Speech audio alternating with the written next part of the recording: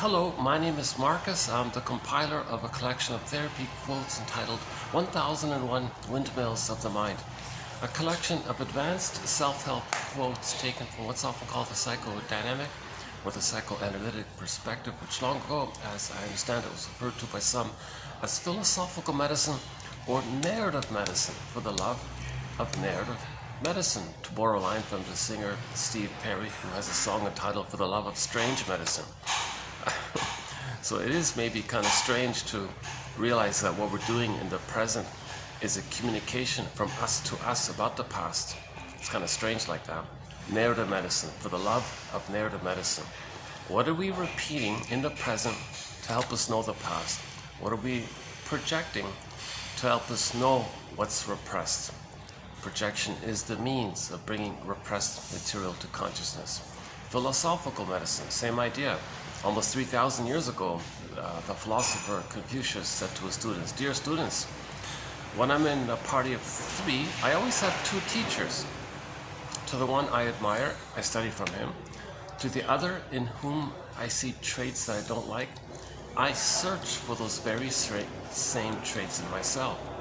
So even back then, Confucius was teaching what we now refer to as projection. So it's the psyche's attempt to make you whole. If you're whole, you're healed. If something's repressed, that's related to your authentic self, and there's a lot of pain around it.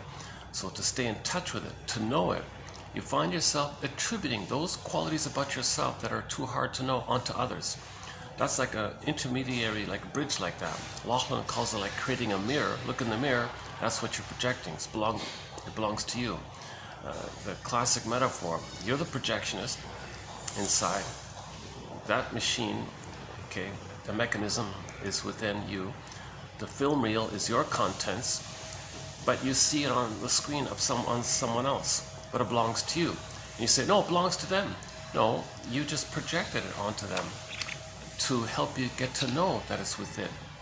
Projection is the means of bringing repressed material to consciousness. So what's repressed? Mainly, it's our authentic self.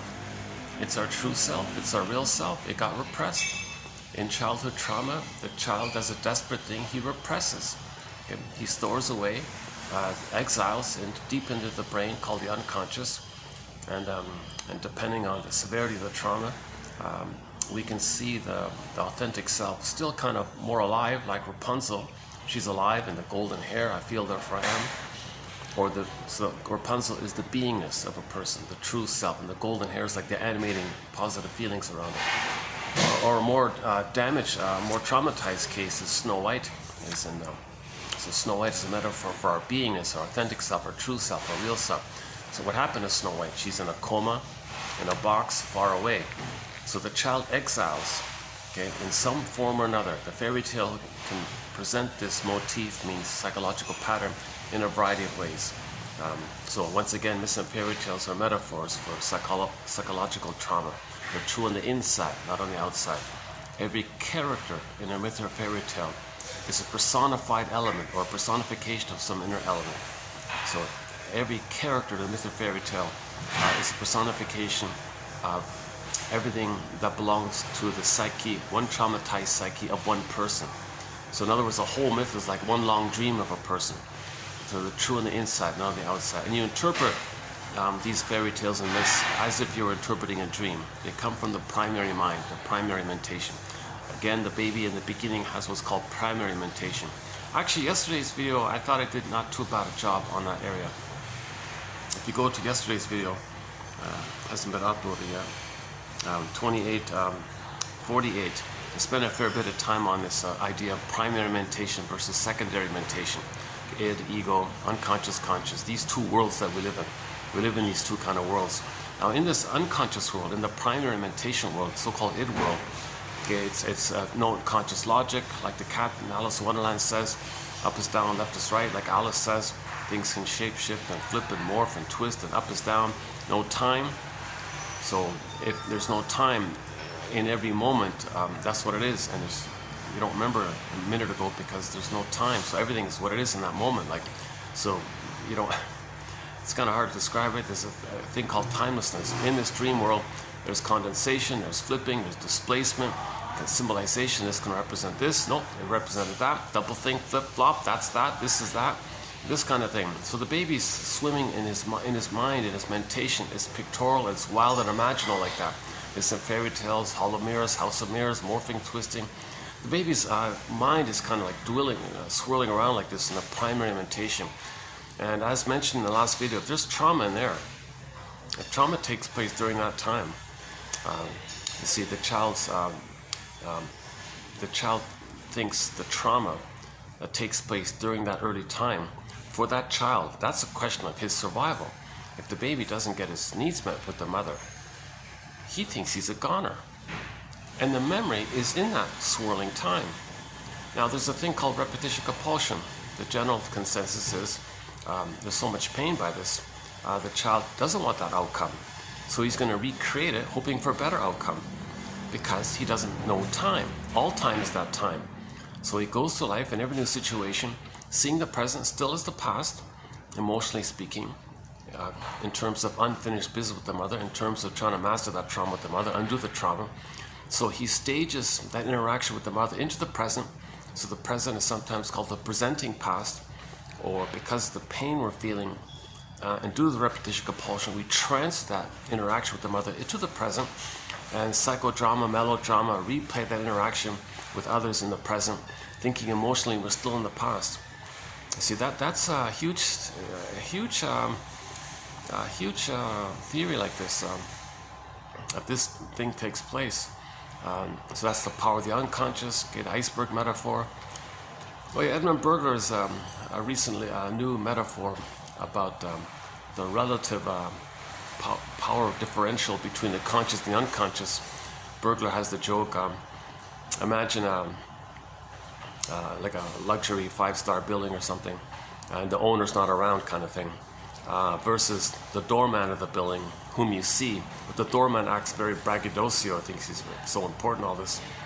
Well, realistically, who has more power, that doorman or the visible owner of the whole building? So that's like the difference between the unconscious and the conscious kind of thing. That's a new one. I haven't heard anybody say that. Actually, it wasn't even in Burglar's books or in his available articles. Someone had access to his other articles and made a reference there, so I found it. We're finding a lot of rare, very rare, hard to find quotes. I'm skimming around wherever I can, and that's the exciting thing about this encyclopedia. 10,000 very hard to find quotes. A lot of them come from printed books which haven't yet been digitized, which possibly never will.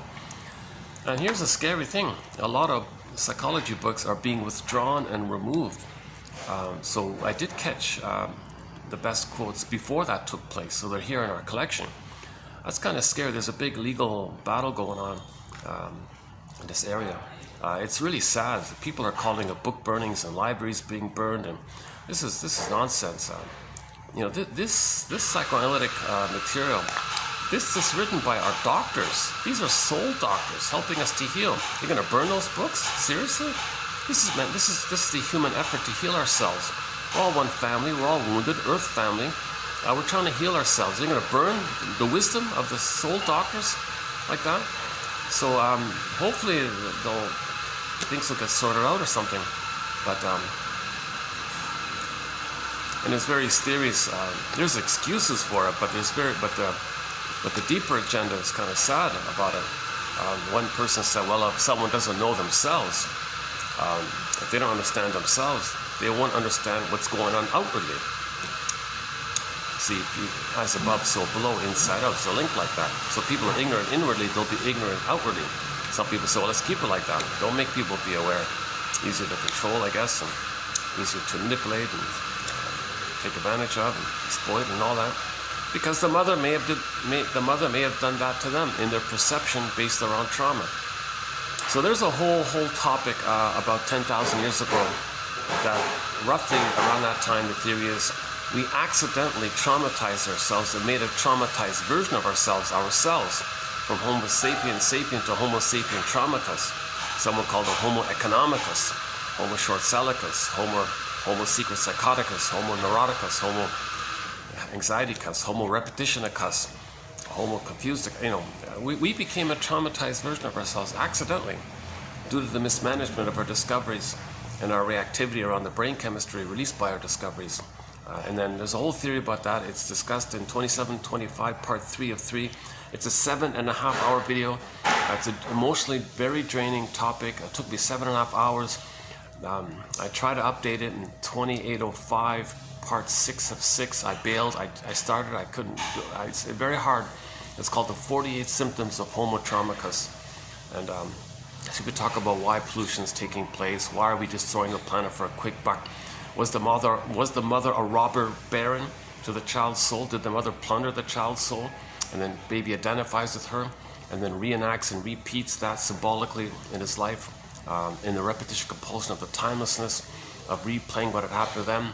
But instead of playing themselves, they use others and the planet to stand in for them as a proxy.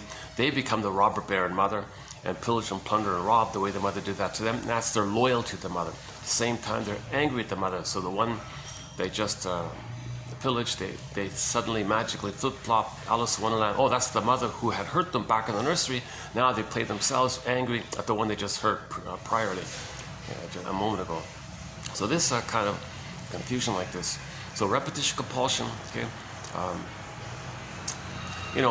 Somebody said he was conscious of it. He said, "I'm sorry, friend. I know you're not my mother in the past, my father in my past, whatever it was, I forgot. But I have so much unfinished business with them. I have so much pain and unfinished business with my mother and father that I can't see for who you are. I gotta see you as a standard for them, and I'm gonna interact with you as if you're them, because I've got all this pain with them. I can't see you in the present. I can't relax and see you in the present. I got so much pain in the past. Due to that pain, we transfer the past to the present because of that pain, and it's this relentless, unfinished struggle, battle with the mother. Okay, the issue is the baby cannot be himself. He cannot have his embodiment, his feeling self, his ontological self, his sense of self, his home, his connection to himself, his beingness, and all the gifts and the treasures of having an authentic self. Nature gave him an authentic self, and the mother robbed it. What a betrayal! That's a huge issue for the person. They can't just somebody say, well, it's over, get over. It doesn't work like that. The psychological structure needed to love life, to enjoy and play and be in the present and have the capacities of the real self. And there's a whole long list there described by Masterson in his classic book, The Search for the Real Self. Excellent book. Oh my God, that has won a Golden Windmills of the Mind Award. The Search for the Real Self by James F. Masterson. Great book. Karen Hornight's book, Our Inner Conflicts, another great book. And we got 23 awards issued already, not just for books, for films and audiovisual and some art and so on. Let's pause here. Let's quickly do my disclaimer. I'm not a shrink. I'm not a professor. I'm not a midwife, doula, nutritionist, gynecologist. Don't have a master's degree. Never studied psychology. Not even 101. Nothing. So I'm the compiler of the codes. I only have a basic BA. Keep that in mind. And keep Robert Bly. Robert Bly is a guest mentor here. When he speaks to the audience, okay, he's also not a shrink. He's a translator of poems mostly. That's actually just a front. His poetry stuff I think that's just kind of like a front of his. What he was really doing, what his passion was really, was to teach psychoanalysis to men. They call him the grief poet, the poems about grief. Grief is the doorway to your identity and feelings. Vonda Shepherd sings, although the joy for which you pray is 100 tears away. So it's about mourning. The whole thing is about mourning. Okay, we got to mourn the loss of the mother that should have been there. That's a huge loss. That's a huge loss. And to do that, you got to get the story, narrative medicine, that's empathy and understanding. Play Rick Emmett, Saved by Love, meaning saved by understanding, and so on. So we recently covered the Disney film Inside Out 2 that just came out 2 weeks ago, Inside Out 2. If you go to 2840, you'll find the world's only, as far as I can tell, the world's only, at the time of posting, maybe in the future there'll be others, but at this time, the world's only psychoanalytic interpretation of that film. So we talk about the splitting, healing the splits, free association, abreaction, and the whole, yeah, of course, all the emotions as well.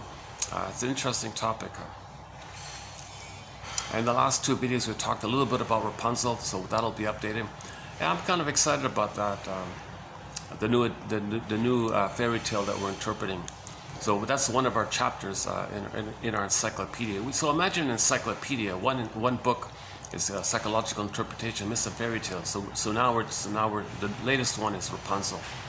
And so yesterday we talked about the house, the wall there, and the neighbor being the witch in the garden. A good metaphor that in the conscious to the unconscious. And it's scary like that.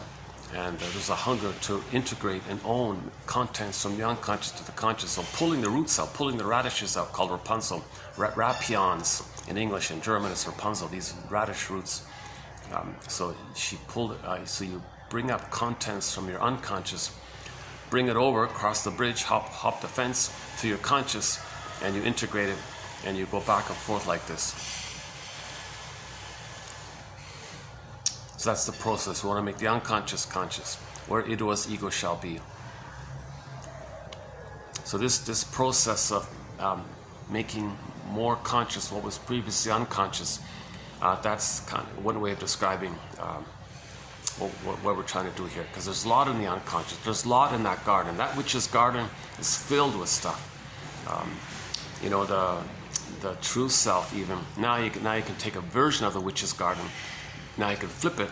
Now it's a forest, and there's a tower and Rapunzel's on there. So you also want to get Rapunzel back. So you want to go into the forest and bring back Rapunzel. So we talked about past 2 videos a bit about that. I'm basing it mainly on the German film entitled Rapunzel and the Magic of Tears. That's a good one. The Magic of Tears. The Magic of Tears. Then you get your. That's the morning, right? Then things get better afterwards. So joy runs the console for a person, but when joy is zooped away, first sadness has to run the console, then joy comes back. That's why in the trailer for Inside Out 2, you saw that scene. Hooray, sadness is in the house. Because that means you have your sense of self. Huh? See, with the sense of self, your feeling self, your ontological self, your being self, the natural, positive, glowing, animating, like the sun, golden ball, radiant feeling, golden hair, all that stuff, that's represented in Inside Out by joy and sadness. So once again, you take the 5, in the first film, you take the 5 characters, okay, joy, sadness, put a circle around it. The other 3, fear, anger, disgust, put a circle around them. And right off the bat, you see the basic 2 sets or groupings of emotions. The primary basic ones related normally, but when there's trauma, that gets zooped away. And then you go back to the primitive survival brain with fear, anger, and disgust, shame, and all that, anxieties from there. This is very rare. This is so rare to visit this spot, and things are quiet like this. This is like one in a 50 chance. This is like the second time. I think the past year I've had it like this. Let's see how long this. Actually, this was sort of a detour. It was raining. I bailed on my other venue, so I go to this other one here because of the rain. I just stopped. I don't usually come because of how busy. I don't usually come here. So as usual, you'll see my anxiety. I haven't been analyzed. I have not been analyzed. So you'll see my anxiety. So again, for an interesting discussion about anxiety, we have a whole thread on the topic, plus the Inside Out film, 2840, about anxiety. So you saw in the trailer, Inside Out 2, anxiety says, I prepare for the future. What are you talking about? Okay, so, meaning the child was passive with the mother. He was unprepared. The mother was the world. Baby creates an imprint, a working model of the world by the mother. Now, as you're going in life, through the world, into the world, realistically in life, you're going to be reminded of the mother. That's going to bring up all those terrifying fears of the mother. Now, you're a little older, you're going to be more prepared because you don't want to be so victimized by the mother again. That's anxiety. Oh, this big fear is coming up again, I got to be prepared. So you saw anxiety, always hypermanic. This worst case scenario, catastrophizing imagery. and I got to prepare, because the baby was overwhelmed. He was crushed, right? When the mother uses the baby, fails the baby, objectifies the baby, thingifies the baby, plunders the baby's soul, is a robber baron to the baby. Meaning, code for, some mothers get the idea that they're going to use the baby to address their needs. That'll do it. That's called O Cunning Tale by Emily Dickinson. Okay, the baby had a great hope. It fell. He heard no noise. The wreckage was within. Okay, Rapunzel, Snow White. Okay, Joey sat and souped away. Iron John, the golden ball locked in a cage. Okay, Miss Core gets pulled down. That's the wreckage, the loss of the beingness. Okay. You heard no noise. The wreckage was within. O cunning tale that let no witness in. Okay, that's the unthought known. That's the scarecrow now. You can't think it. The brain, looking for a brain. It's there, it's recorded, but you can't think of, formulate it, perceive it, understand it, know what happened. It's just too much. But it's recorded like that. And that memory is driving the person. That memory leads to unconscious fantasies, unconscious motivation. Okay, now that's the iceberg. Okay, burglar calls it like the puppet master, basically, or like the invisible owner of the fancy building, controlling things behind the scenes, and the doorman is nothing really to him. So, but the doorman thinks he runs it all. See, our consciousness thinks we run it all, right? But really, it's this invisible owner that runs it all, right? Back to burglar. Okay, that's great. Yeah, we covered a lot of great material. As I'm commenting on this now, I'm just fleetingly thinking back to previous videos in this flash moment. We've covered a lot of great material about repetition compulsion, the fairy tales, transference, and Margaret Muller's theory about the developmental process. Okay, the object relations theory about the internal working model. Okay, the attachment theory, developmental theory, object relations theory. It's good stuff. Now, forgive psychology. Robert Bly forgives psychology for its jargon. Please just forgive it, he says. Reuben Fine, the chess master guy, who was also a shrink, he said, keep this in mind, the heart of psychology, study of the soul, psyche, soul, mind, psyche. Okay. The study of ology, the study of your soul, being your own soul doctor, being your own existential detective, emotional detective, psychological detective, being this quote-unquote hero to find a Rapunzel, okay, to get back your embodiment, to reunite with yourself. The heart of this study, psychology, is psychoanalysis, he said. I was so relieved when I found that quote, because all this fluffy general psychology stuff from academic books, it's either trite, erroneous, or just way too vague for it to be useful. Okay, so that's kind of just, maybe we could say it's a huge red herring for people. Why are you wasting people's time? And at the end of the last video, I was saying, give high school students the comic psychoanalysis. It teaches psychoanalysis, the comic. There's a comic. There's an actual excellent comic called Psychoanalysis, but done back in '55. It only ran for 4 issues for 1 year, every 3 months they put out 1 issue, and just ran for 1 year. So there are 4 issues for a total of 12 therapy sessions for the complete run. That comic set was long unavailable. If you could, it was originally 10 cents. You can see there, 10 cents in '55, and if you can find a copy of it, it's like $1,000 now. Well, don't worry about it. It's been digitized 4 years ago. Dark Horse Publishing, digital edition or whatever. At the same time, there's a hardback reissue of it, which is pretty good as well. So either way, get the hardback reissue of it, it's good enough, or the digital copy of it. That's the best introduction. I say give every high school student that. Don't bog students down endlessly, obnoxiously, nauseatingly with all those old gloomy things like brave, cowardly, new. Oh my God. I remember myself all this obsessive time. Grade 11, 12, 13 English was mostly 80% of it was this constant repetition of watching the films twice, endless discussion of 84 and Brave New World, those gloomy stories, and then you got the other nonsense. We did only one kind of story, the Tennessee Williams, Night of Iguana story. So when make reference to the triune brain, the 3-in-1 brain, the brain with 3 parts, okay, the survival brain, the feeling brain, and the neocortex, I'm now nicknaming the survival brain the iguana brain, just to lighten things up a bit. Yeah, so in other words, instead of bogging students down with this gloomy stuff, you know, it was poor attendance. 2/3 of the class didn't show up, kind of thing. It was pitiful. It was pitiful, and no one followed it, and there was barely anyone attended. All this gloomy stuff, and the teacher was obsessed fanatically with these gloomy.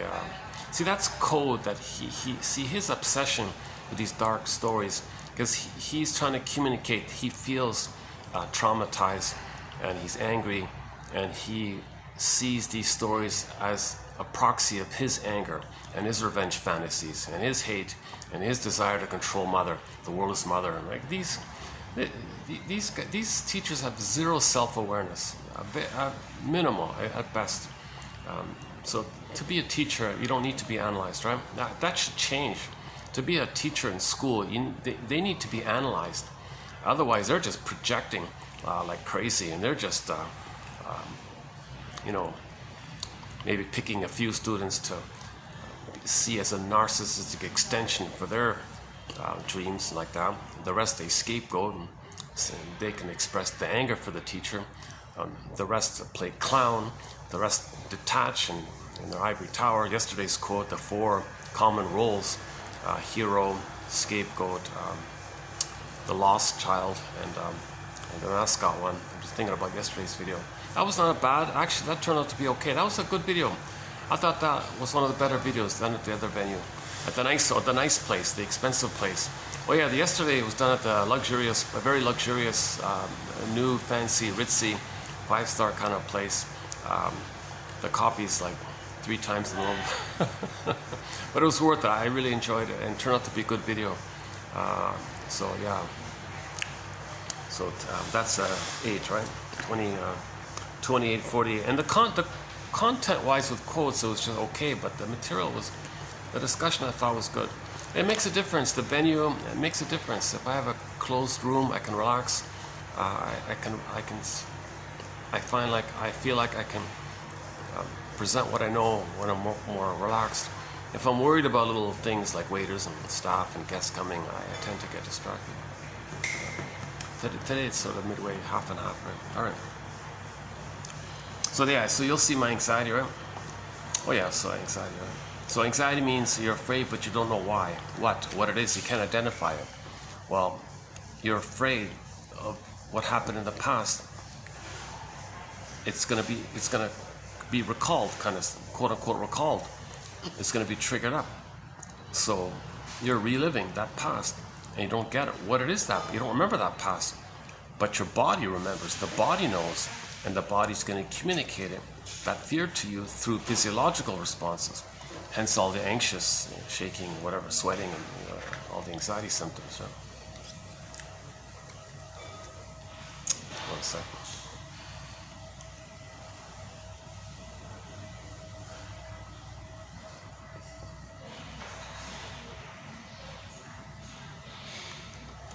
Yeah, I feel good about yesterday's video. I thought that was a good one. I didn't even watch it all. I just felt like when I finished it, that's a solid video. I thought that was a solid video.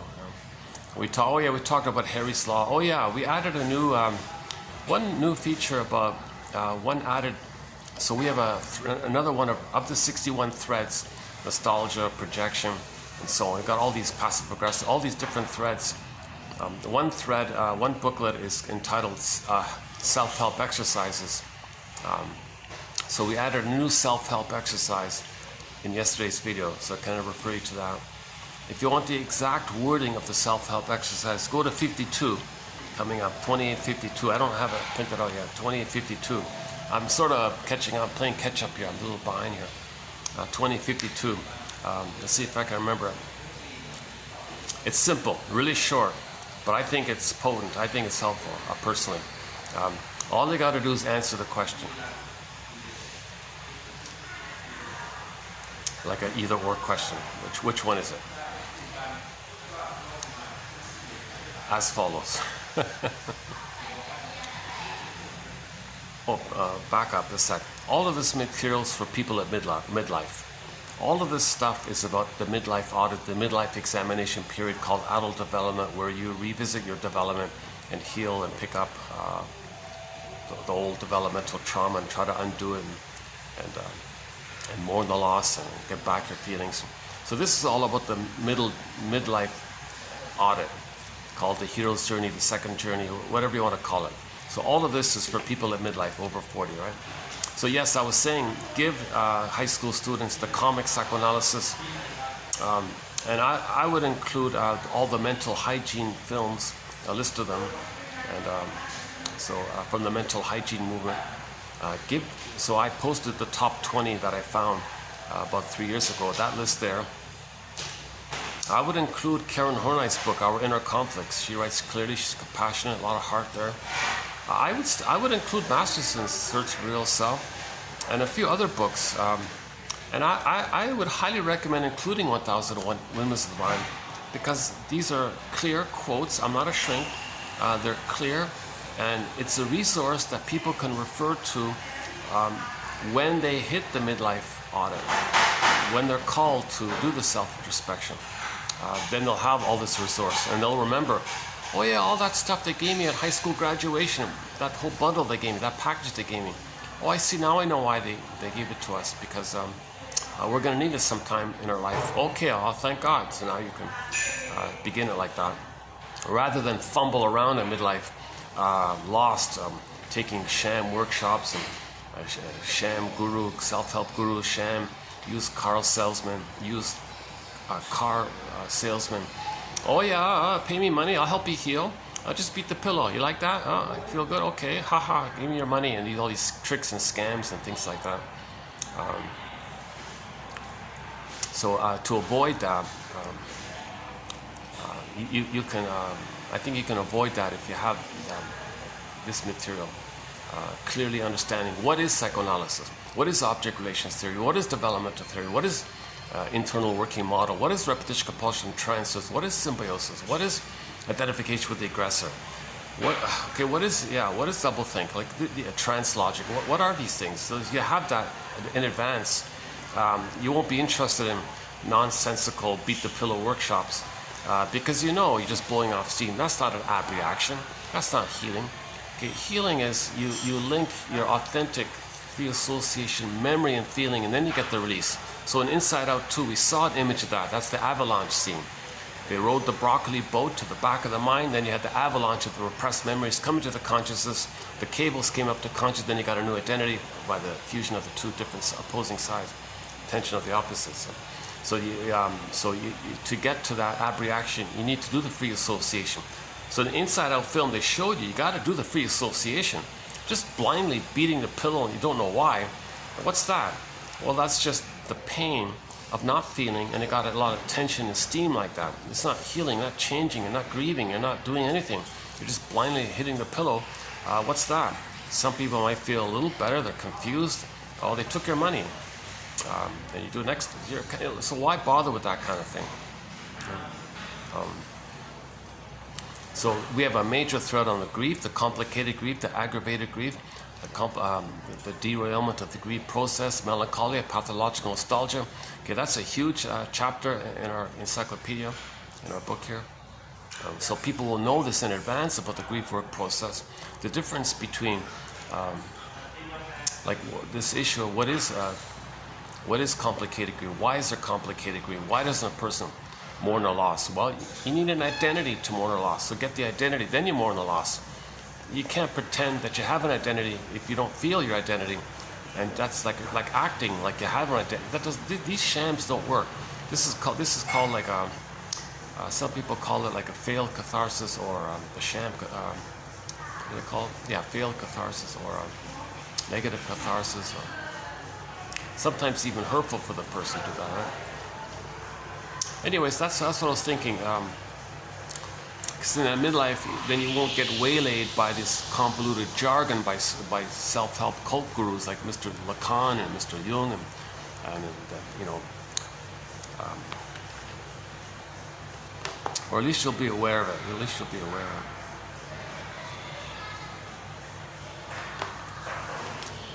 at least know the difference between the two general broad categories of therapy.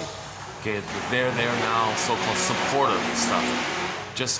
Just get you through a rough patch. Nothing changes, nothing heals, you don't get better. Just comfort you while you're going through a phase, and you're still the same person. Versus getting better, that's the analytic kind of work, where you're looking at your script. Okay, want to identify the script. Okay, you need a lantern. You need a lantern to see in the unconscious. You know, actually, come to think of it, in the Rapunzel story, the Shelley Duvall, I don't recommend that Shelley Duvall one, but at least you saw when the guy hopped over the fence to the witch's yard and plucking out the Rapunzel, the radishes and all this. You know, really, he should have a lantern, you know, because that's, you need some kind of awareness to know what you're looking for, kind of thing. So these quotes are giving us night vision, Jeanette Paris says. Okay, so this is for midlife. So the self-help exercise, so the most newly added exercise, it's a very short one. I think it's a good one, personally, as follows. You answer the question sincerely. You may have to pause and really feel it. To authentically answer it, a feeling will come up if you're going to authentically answer it, I think. Which is worse? Which is worse? To you know, wake up one day and realize, oh my God,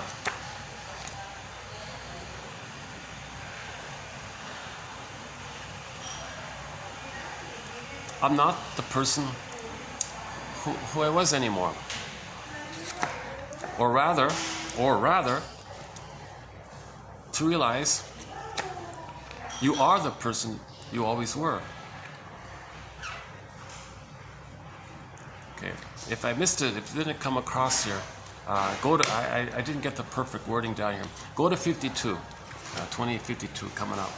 It comes from, look up I got it from the TV show called Harry's Law. And the guy had like a midlife moment himself. One of the lawyer guys had this midlife moment where he was usually very charming and successful in his life. And then you realize it's not working. People are ignoring him. Oh my God, his charm act, his cutesy charm act or whatever it is, didn't work anymore. People were, yeah, whatever, we got tired of that. Then he thought, oh my God, I'm now not what I was before. Ooh, whoa, ouch. Which is worse, that or to realize that you are what you always were?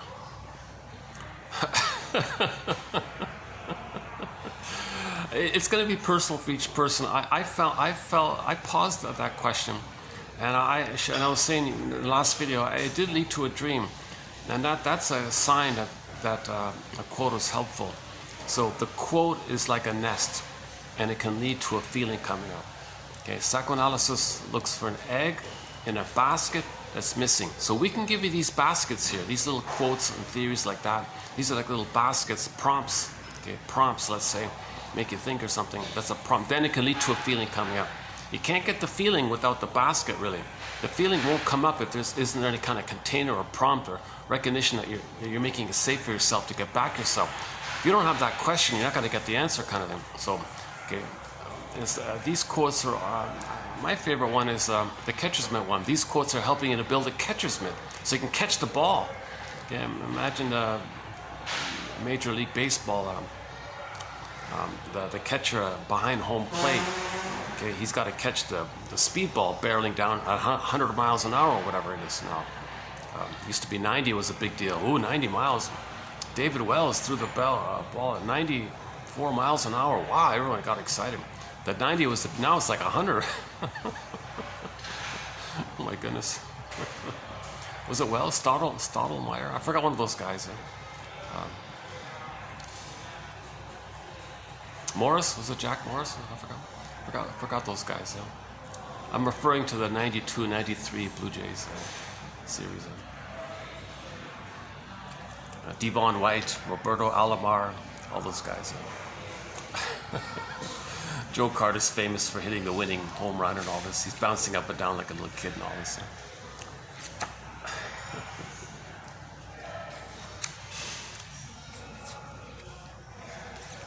The catcher, he's not going to catch that ball without a catcher's mitt. So first, build a catcher's mitt, then you'll catch the ball. So that, like a question just mentioned, that's like some thoughts, right? Like a nest. And then, and spontaneously it may lead to a feeling coming out. The shrinks often say that. They know when an interpretation, so like feedback, it seems to me, or I wonder this, or it could be this, did you notice this? Why did you do this, or whatever. Did you notice you changed the topic just now? You were talking about this. Did you notice you just suddenly changed the topic? Did you catch that moment? Just something like feedback like that. Okay, then if you, those thoughts can bring up a feeling, basically. It sounds simple that way, right? Now, if you get like a whole story, a reconstruction of your life, it may bring up more feelings, so on. So they said that an interpretation is helpful if it helps the client to ride the broccoli inside out to the broccoli raft boat back, and you bring more up to consciousness. So if the person can say more and more material comes up, more forgotten material suddenly comes up to you, oh my God, I think I remember something now. Okay, that the interpretation helped that. See, you don't want too much amnesia like that. That means you're dwelling and swimming in the past. If you can't even remember the past, right? And we're not talking about the first 3 years. We're talking about usually like between 3 and 8, something like that, right?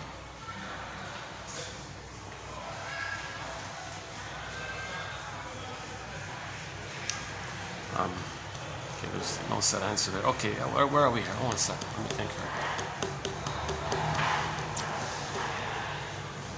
Yeah, today's a lighter load. Today's basically just 1, 2, look at that, only 4 quotes today, look at that.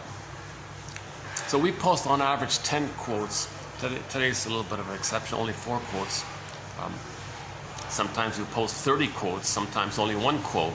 So that's sort of the range between 1 and 30, but on average 10 quotes. And the idea, the philosophy is, or the hope is, or the odds are 1 out of 10 will be that nest that prompts the firebird, the feelings, the egg. In the egg is the firebird. The firebird flies up. That's the emotional knowing. So, like that kind of thing. So back to Robert Bly. You read psychology, okay, / psychoanalysis, combination like that. Don't just read psychology. It's vague, it's trite, it's wrong, mostly erroneous. It's unimportant or trivial or trite or too vague, or it's just outright wrong, whatever. So that's a huge red herring like that. It's very boring. You may criticize yourself for it. I don't get it. So it might actually, it doesn't even help you to analyze why you're frustrated reading the psychology article. Well, are you blaming yourself because you don't understand it? Well, what if it's designed like that? What if it's designed to discourage people from knowing themselves? Because if people know themselves, they'll know what's going on outwardly. And if people know what's going on outwardly, that's because they have their feelings inwardly. If they have their feelings inwardly, they have empathy and feelings, then they don't hurt others. What the pillage and plunder says, well, we can't plunder if you have feelings. So we don't want you to have feelings, because if you don't have feelings, then you'll plunder, because you'll repeat what happened to you around why you don't have feelings. So we don't want you to have feelings, because then you keep on plundering. So again, 27, 25. Actually, we did a bit of a tag on. I don't really talk about outer affairs and all that, like the details or the mechanics of the pillage and plundering. Others can do all that. I'm not kind of getting bogged down in it. I'm not an expert in that area. I'm not a historian or those kinds of things. I'm kind of coming at it from the why of it all. Like why? Why are we short selling the planet for a quick buck? Why is there so much envy and greed and hate and spite and vindictiveness and shadow for? Like why is there this? Why is there this?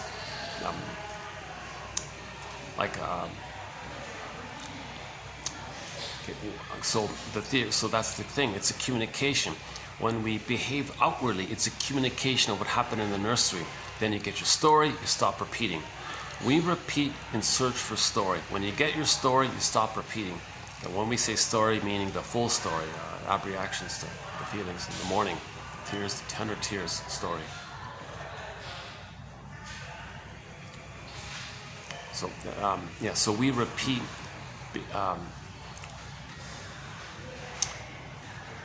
Someone called it experimental recollection. We're trying to experiment with remembering. So if I repeat it, is that helping me to remember it? Partly yes, partly no. Sometimes people say, well, the focus is on, well, I don't want to remember, so I'll just repeat it. Some people say, well, I'm repeating it, trying to remember. So it's a bit of a both and like that. Our main lead author on this important topic is Paul Libby Russell, 2119. Key pillar quote, starting from there and like about roughly 10 post that, so 2119 to like 2129 kind of thing. Morton Keeson, very important pillar quotes about how dysfunction means being loyal to the mother, trying to save the mother. See, this issue, so here's a recent example posted about 2 weeks ago. A part of the pillage and plunder is to identify the psychology and use it against people. Okay, so if the baby's traumatized, he hopes to save his mother, correct his mother. Everything's love or a cry for love. Mother hurts him. Baby thinks, mother, you're hurting me. I'll interpret that as you crying for love. Mother, don't worry, mother, I'll save you, I'll cure you, I'll heal you, I'll fix you, because if I do, I'll have a loving mother, and I'll be loved, and I'll be myself. So he'll try to save the mother like this. Baby has magical thinking, little God, little king, he can do anything, omnipotence of thought, unconditional hallucinatory omnipotence, he thinks he makes everything, he controls everything, he makes everything. So the mother has a problem, I'll save her, I'll fix her, no problem, easy, you know. So he has this idea that he's going to save his mother. Now he can't, no helpless little baby coming out of the uterus, traumatized, is going to save the giantess in the nursery, who's angry or hurtful. He'll try to say, what do you want, mother? I'll try to save you. Oh, you want me to imitate you? You want me to give myself up and mimic you and mirror you? Whatever it is, mother, I'll save you, I'll fix you. Whatever the baby's efforts are, it's impossible. No baby can heal and cure a traumatized mother. But he'll try. Eventually, okay, he'll always have this nagging feeling that he couldn't do it. He failed. Okay, he's in other words, quote unquote, he's guilty. He feels guilty. Okay, so if the baby's traumatized, he's born with this original guilt, quote unquote. So the short sellers would co-opt that. Oh, okay. Well, in the German language, guilt and debt are synonymous. The Schuld, the same word. Okay. Well, if you feel guilty, why don't you identify with the aggressor and give others debt because you feel guilty to the mother? Inside, out, as above, so below. Okay, so that's we spent a fair in 27-25. We talk a lot about this, and we apply it to pillaging, plundering the planet, and all this.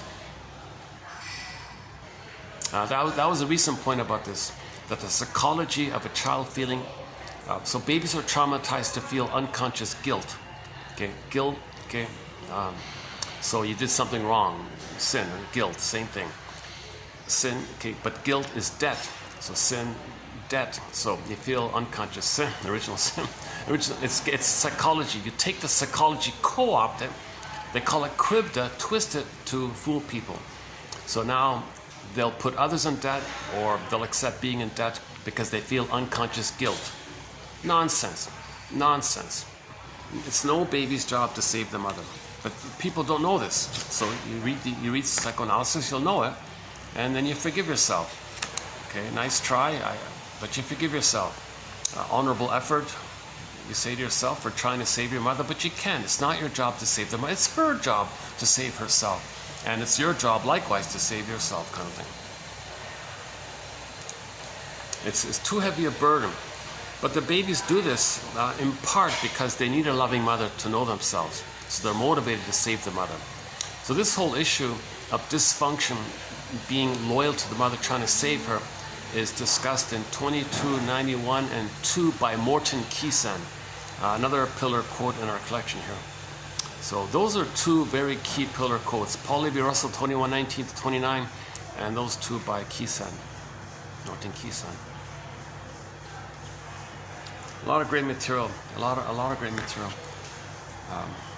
I feel excited about this collection.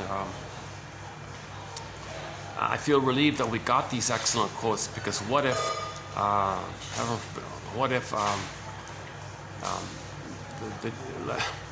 the judge gets a phone call and says, "Don't you dare bring those books back.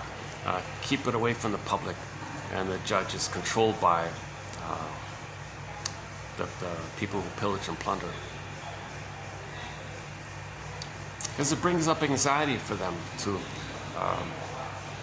because this material may touch their feelings.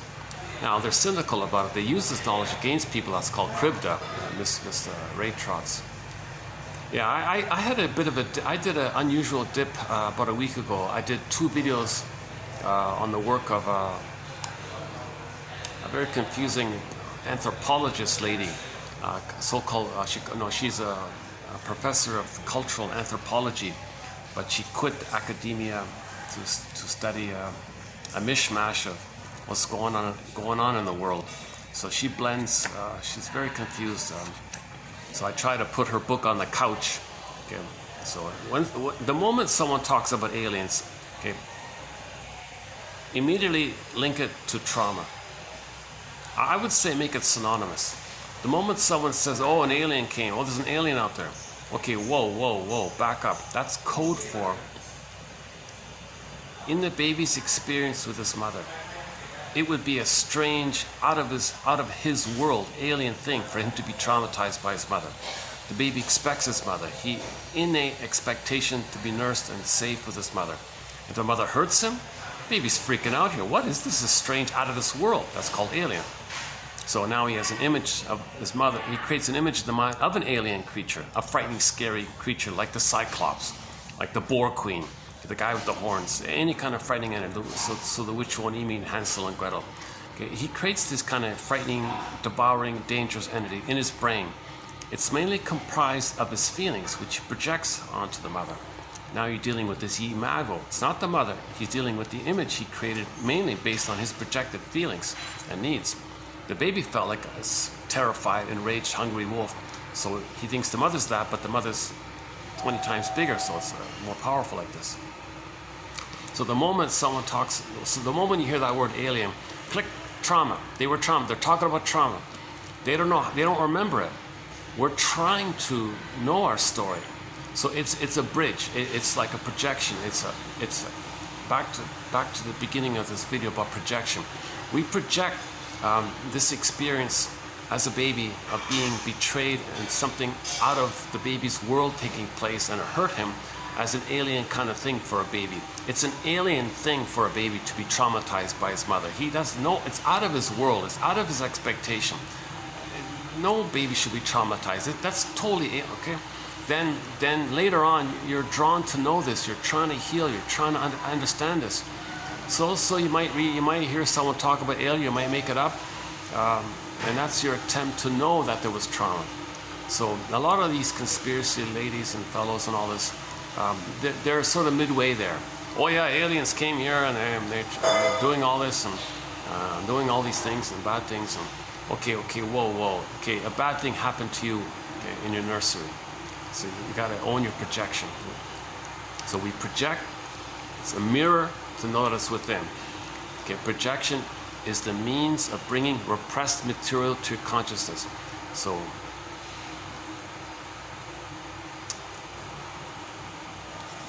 okay, so that was done recently by Miss. Otherwise, parts of our book were okay, but we don't talk about the details of the plunder system. So that's widely available out there. I'm not getting into that kind of stuff. But on occasion, we briefly mention it because we gotta see the sociological led to the psychological, and the psychological perpetuates the sociological, and the sociological designed to perpetuate the psychology, which perpetuates this like a loop like that.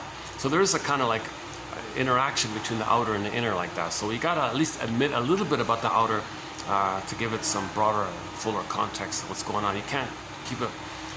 One shrink said you're being two-sided if you think prejudice, for example, is only psychological dynamics. There are sociological contributing factors that lead to the inner psychology of prejudice, the prejudiced personality, okay, that creates that influences our behavior outwardly, and the outwardly institutions created by the inner perpetuates the outer to the inner, and the inner creates the outer more, and the outer creates the inner more, and you got to be balanced, see two sides.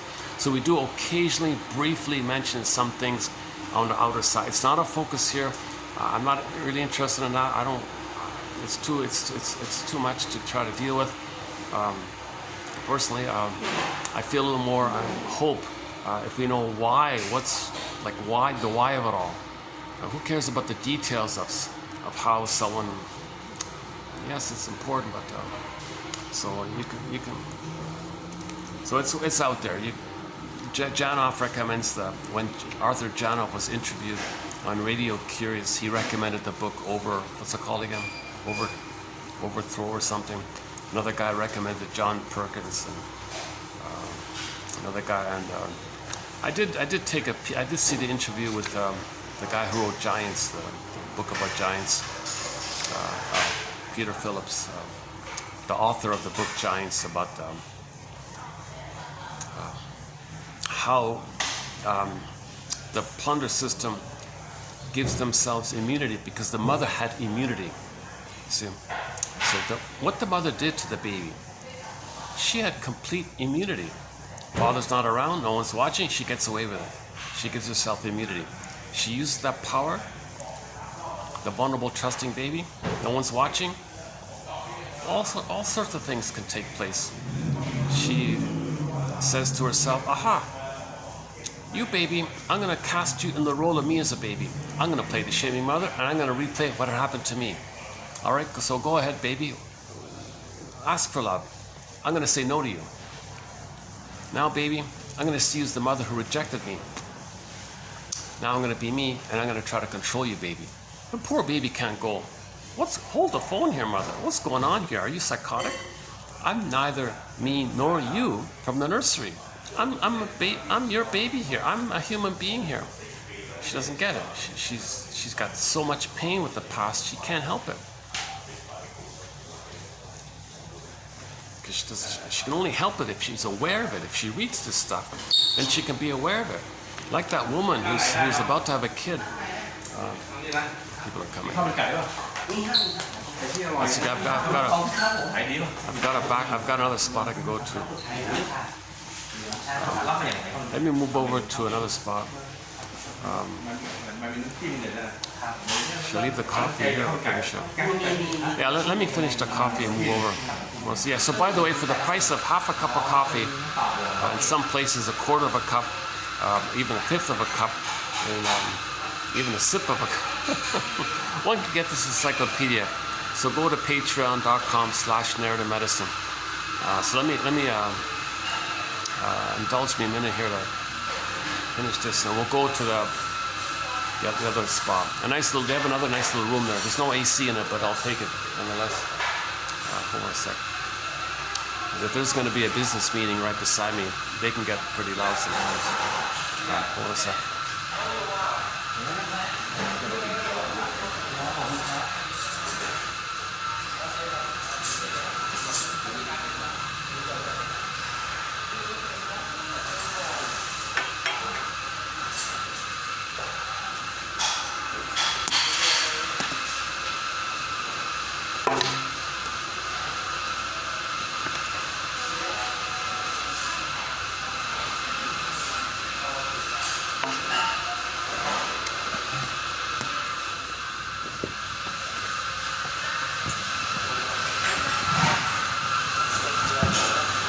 I might come back a little later on, yeah. Thanks.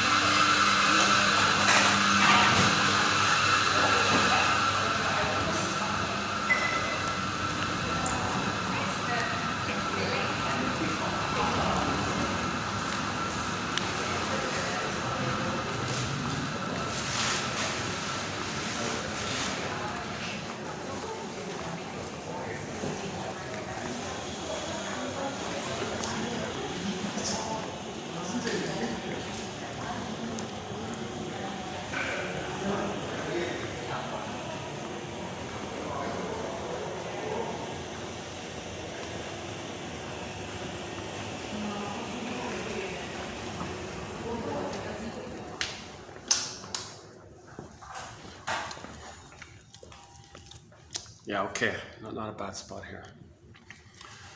It's no AC, so you'll see me sweating in about 20 minutes. Oh, I forgot something. Hold a second. Let me just put this down here.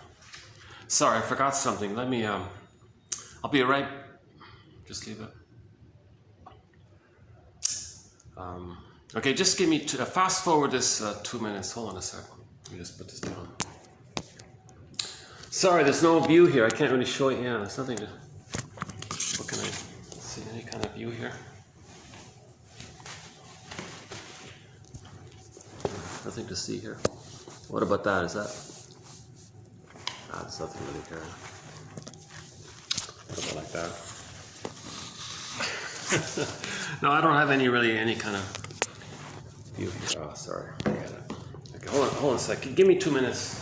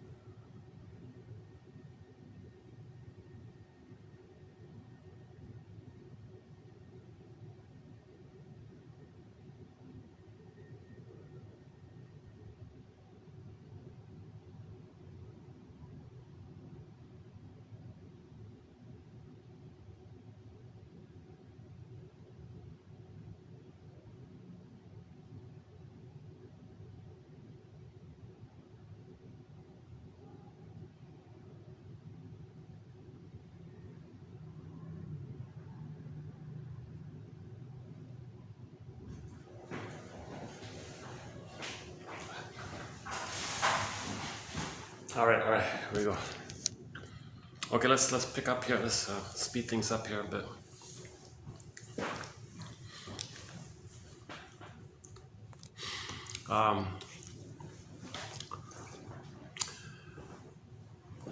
Where were we? Oh, it's hot in here, eh? Yeah, no AC. Yeah, Jesus.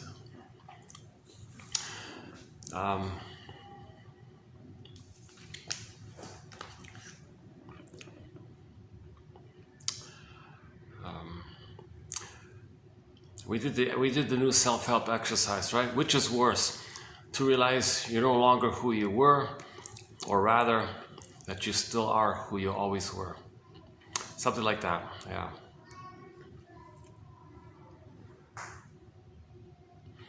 Okay, today's topic is, this one is a light load today. Why not? Yeah, let's just, may as well just get into it here then. All right. So I'm going to include this quote after all, not in support of the so-called approach to healing narcissism. One of our topics is narcissism, right? So this first quote is about it. But just to know more about narcissism. I'm not interested in her so-called theory around healing narcissism.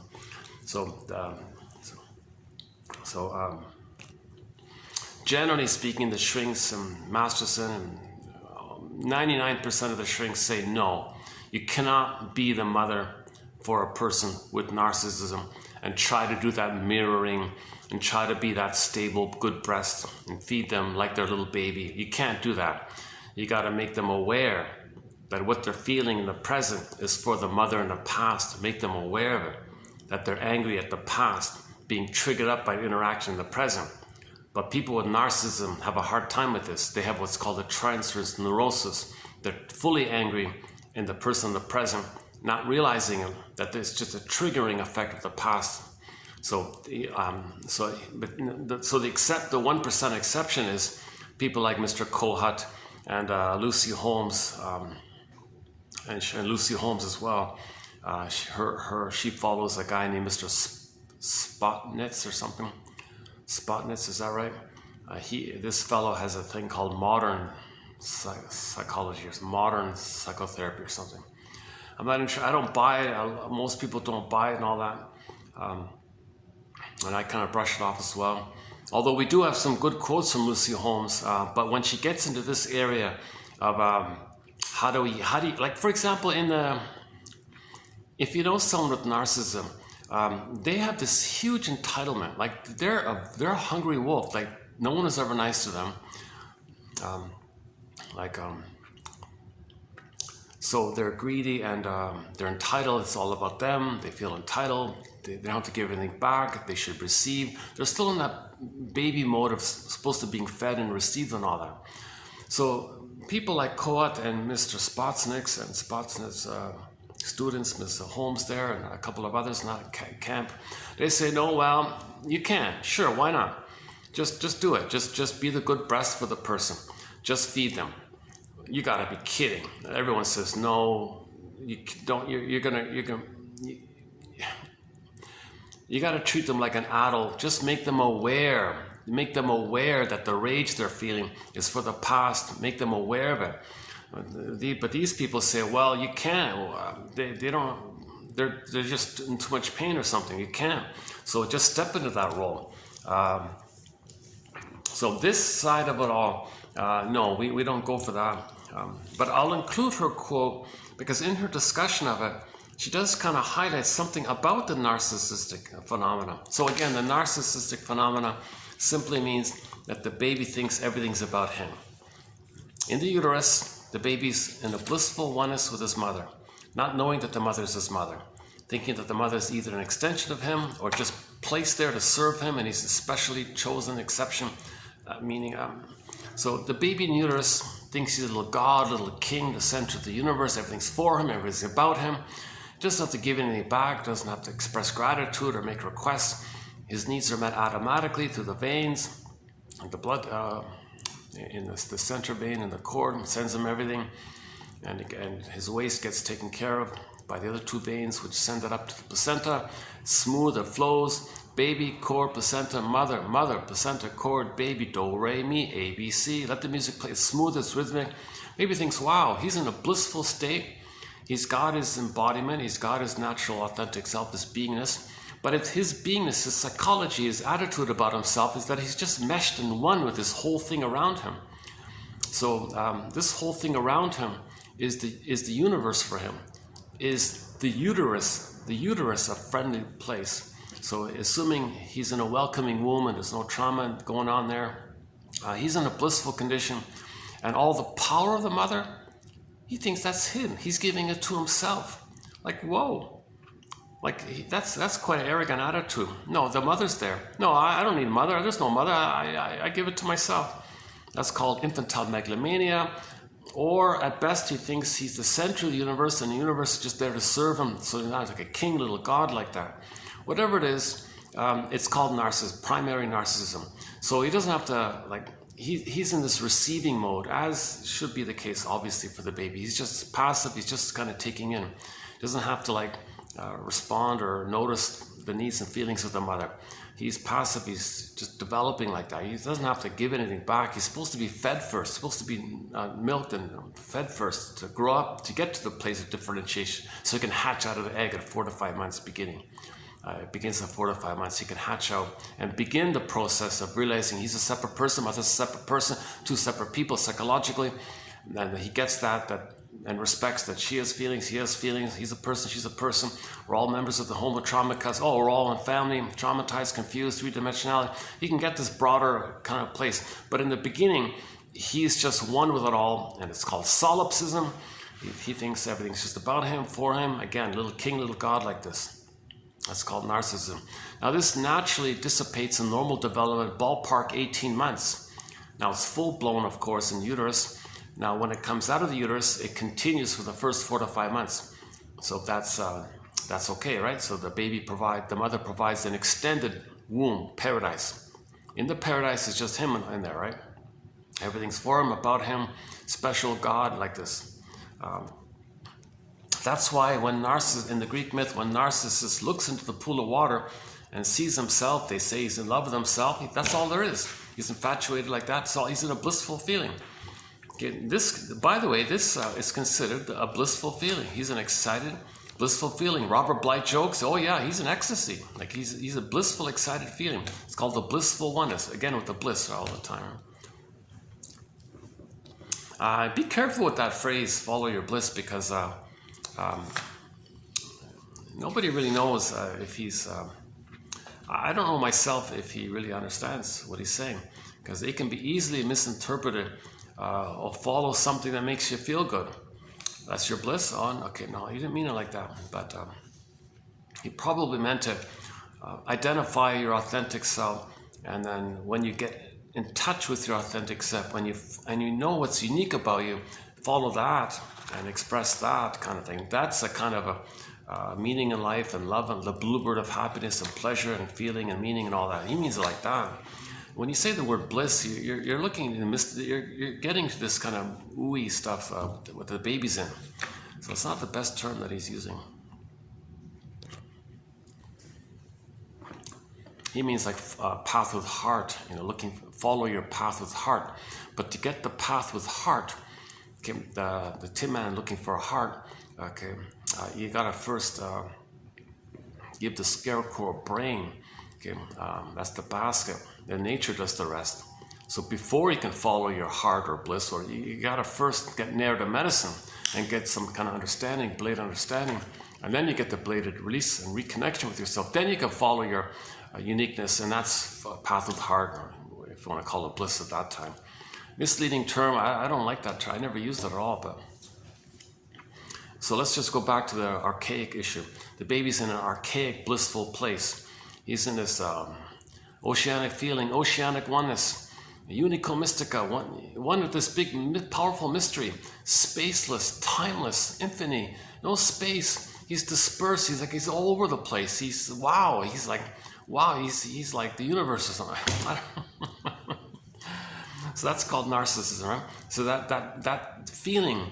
Now the baby's not addicted, of course. That's nonsense. He's going through that phase. He's passing through it. Before that, he was a zygote, right? And then he became an unborn child. Then he's going to be born and so on, develop.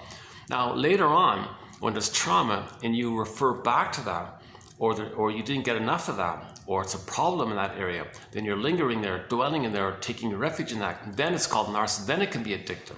Then people get addicted to greed and envy, like that. So this is also called undifferentiation, fusion, emergence, symbiosis, like that. If the child gets his symbiotic needs met, he hatches out at the age of 4 to 5 months and develops up until the age of 3 to a psychological birth kind of thing. So let's say somebody is traumatized prior to 18 months. Okay, so the narcissism dissolves mainly at 18 months. But if he's traumatized prior to 18 months, this is the issue here. Now, there's a subdivision here. If the trauma is between birth and 4 to 5 months, you got the bully patterns, Iago patterns, very cynical, very, it's like those more complicated areas. Nobody knows really how to deal with that kind of thing. If the trauma is sort of in the state where he is in a negative tar pit with the mother, he is an emerged symbiosis, but he can't leave her. So he's still stuck in it. It's a problematic tar pit negative symbiosis. He didn't get a positive symbiosis. So he's looking for a positive symbiosis. So either he didn't get a positive symbiosis, or he got no symbiosis, or he didn't get any kind of egg oneness, or he got no attachment. Oh my God, I just heard yesterday,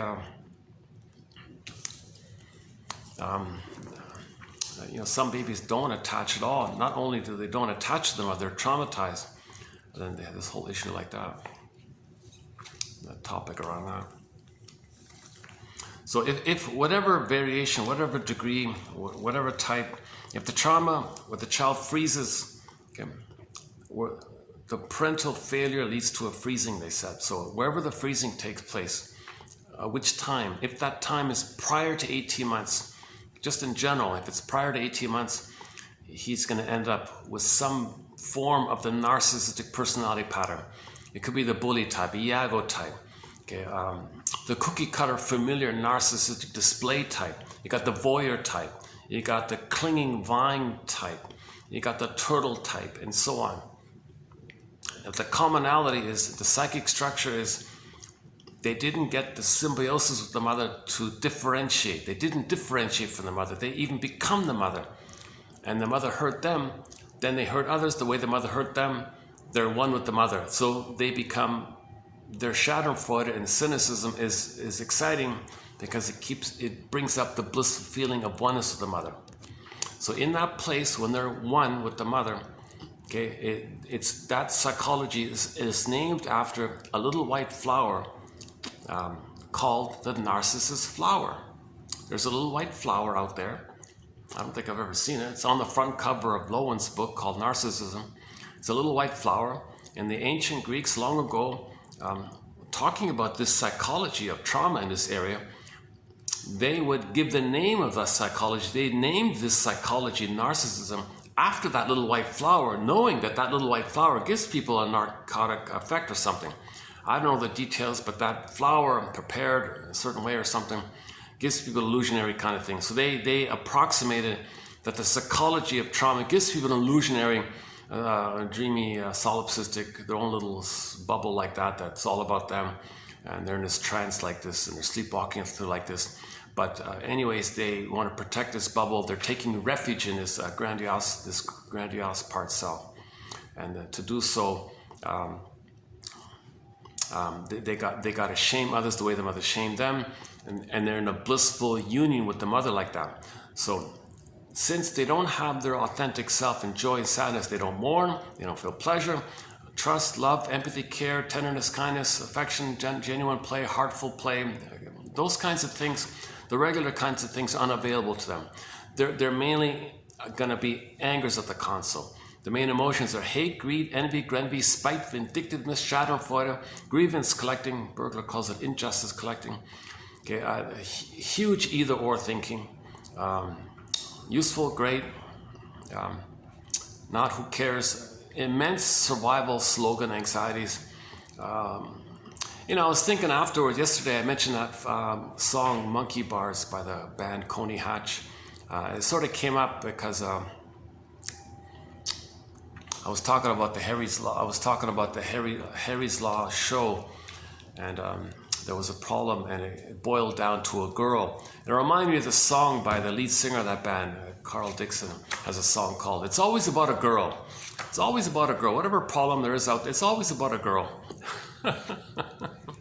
Kind of remind me of that. Then it reminded me of the band, when him as the lead singer of the band called Coney Hatch, that band had a song called Monkey Bars. And I thought after, when I finished the video, I was walking back kind of thing. I thought, oh my God, maybe we can include that song to our soundtrack. Maybe we can add that song to our soundtrack. Because if I remember correctly, I'll double check. The lyrics to that fun, kind of silly, fun song, Monkey Bars, is something about when are we going to realize that we are no longer living in the trees, like that we're a monkey bar, we're swinging around, thinking in the urban jungle, like a urban Amazon or something, like urban jungle, like he's talked about. When are we going to realize that we've already come down from the trees or whatever it is? When are we going to realize this? We're acting like we're in the monkey bars. So he's making fun of this kind of thing. And I thought, you know, well, we can maybe bore that for the point of the attitudes that it's just like a jungle, like jungle slogans, survival slogans. So people with the narcissistic pattern have an immense sense of everything's about survival. Love, trust, feeling, care, tenderness, play, affection, relating, feeling and sharing, making I statements, free associating, like creative play, generativity, being an all that stuff. You got to be kidding. This is kind of thriving and living and loving. Forget that stuff. They're just dealing with the battle with the mother. They're in survival with the mother. Their memory is about being traumatized with the mother. And the baby thinks he's a goner, so he's got this survival issue first. He can't love and trust when he's dealing with survival. Anger's at the console. So again, narcissistic personality patterns, stinger personality patterns, Okay, it's again hate, greed, envy, and so on. Okay, they don't mourn losses, so if there is a loss, denial, contempt, sour grapes, in many ways. They call that, so when they devalue others, others are proxies for their authentic self. They're the mother who shamed themselves. They shame others, thinking that others can play them. That distracts them of how they're shaming themselves, i.e. being loyal to the mother who did that to them. But it's painful to shame yourself, so you find someone to play you as a proxy of you and shame them. That distracts you of how you're shaming yourself, replaying how the mother shamed you. You're doing this to be loyal to the mother, and it's addictive. The little white flower, hence called narcissism.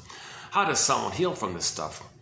So Masterson has an approach called mirroring interpretation of narcissistic vulnerability. To do it justice, I recommend reading his books about it. So he said he achieved some success using this approach called mirroring interpretation of narcissistic vulnerability. It kind of slips around a little bit in a helpful way. Because usually with narcissism, they see everyone as a monster, right? They act like a monster and everyone's a monster. So they think in those kind of terms. So if you say something to them, oh, you're criticizing me. Like they have this, they can't take feedback because they project the boogeyman monster image mother onto everyone, think everyone is negative like that. So they're stuck in that kind of mode or something. And they act like the boogeyman monster. So they're hostile and think everyone else is hostile. So if someone gives feedback, well, envy's involved. You're going to be helpful? I don't trust that. I don't want to be triggered of any kind of goodness. They want to see goodness destroyed. Envy, hatred of the good. So they don't get reminded of how they once upon a time had some goodness and the pain around it. They don't want to feel that pain around it, so they want to see goodness damaged. So they got immense envy. At the same time, they've got greed, entitlement, greed. They're still a voracious, hungry wolf, gobbling it all the time. I think that woman in Harry's Law, what's her name? The district attorney, the pretty girl who played the district attorney.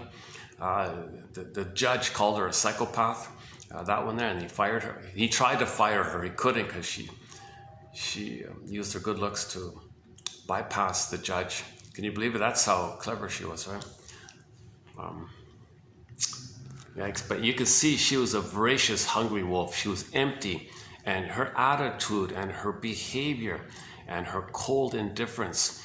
She had a cold, hungry wolf, indifferent, voracious. She was like a crocodile, psychologically speaking. So she's a very good actress. She really pulled off the psychopathic role pretty clearly like that. Try to make it funny at the same time, as part of her charm or whatever. Jesus Christ, yeah, interesting episode about her. I don't recommend season 2 of Harry's Law. Season 1 for the most part was okay. Season 2 they tanked it. I discussed why in the last video. There was they did a huge in-your-face, over-the-top propaganda that was a statement that what that girl did, she has immunity, and they even had Harry, Harriet. Her name's Harriet, but they nickname her Harry and all this. They even had her defending her. Oh, these bad things that she did. Well, come on. You can't blame her. The world is negative, so she's negative. You can't blame her for that. So they were free. You got to be kidding. Just because others do it doesn't mean she can do it. And she got away with that argument. I think that was an over-the-top, crude. They tanked it. It was nothing about the quality of the show. It was some kind of side message to others or something that certain people have immunity, and So this young lady recruited hundreds of people to psychologically torture some innocent woman, knowing that it would drive her over and she would take her life. And she did it. She succeeded. And she was proud and felt powerful and got attention. And then the parents of the victim tried to sue her and says, look, you organized your classmates to torture my daughter here. and you drove her over every day. She was bombarded relentlessly by hundreds of people teasing her, mocking her, interrupting her, disturbing her, whistling at her and saying these crude things to her, and I can't even repeat them, doing it again and again. She couldn't study, she couldn't concentrate, she was terrified, she was shaking and all this. You did this relentlessly, and you tried to drive her over, and you read about how this can take place, and you knew this would take place, and you did it with your buddies and all this, and you drove her over like this. There's got to be some kind of crime like this. And then Harry had to defend this woman. He said, oh, well, come on, you know, there's bad things out there. She's a byproduct of us. Like, seriously? Seriously? They try to slip that out. They try to slip that by. It was just over the top. The whole credibility of the show just crashed, I thought. And the whole thing got canceled anyways. That's when the show died. That's when the show ended for me personally. I stopped watching. I don't know if I'll finish the season 2, but. And then prior to that, there was all these obnoxious, very, very psychopath, violent kind of characters all the time. So she had to defend some billionaire guy who was framed, but no one liked them. And then at the end of season 1, there was another crude, really, the word kind of like, I don't know why they're parading this contagion kind of thing. These people are saying, look how abused I was. Oh, there's a pigeon. Can you see the pigeon? Is that a pigeon? On the fence there by the tree? I don't know if you can see it. Yeah, I binge watched season 1 of Harry's Law, starring Kathy Bates there.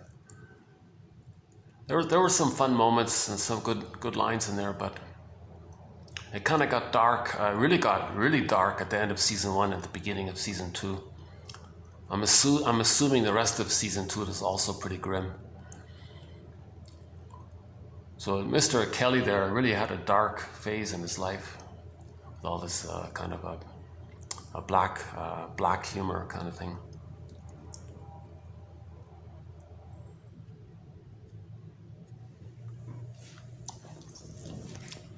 But we did get 3 good lines from that show on our. We did get 3 good quotes. The exercise mentioned earlier.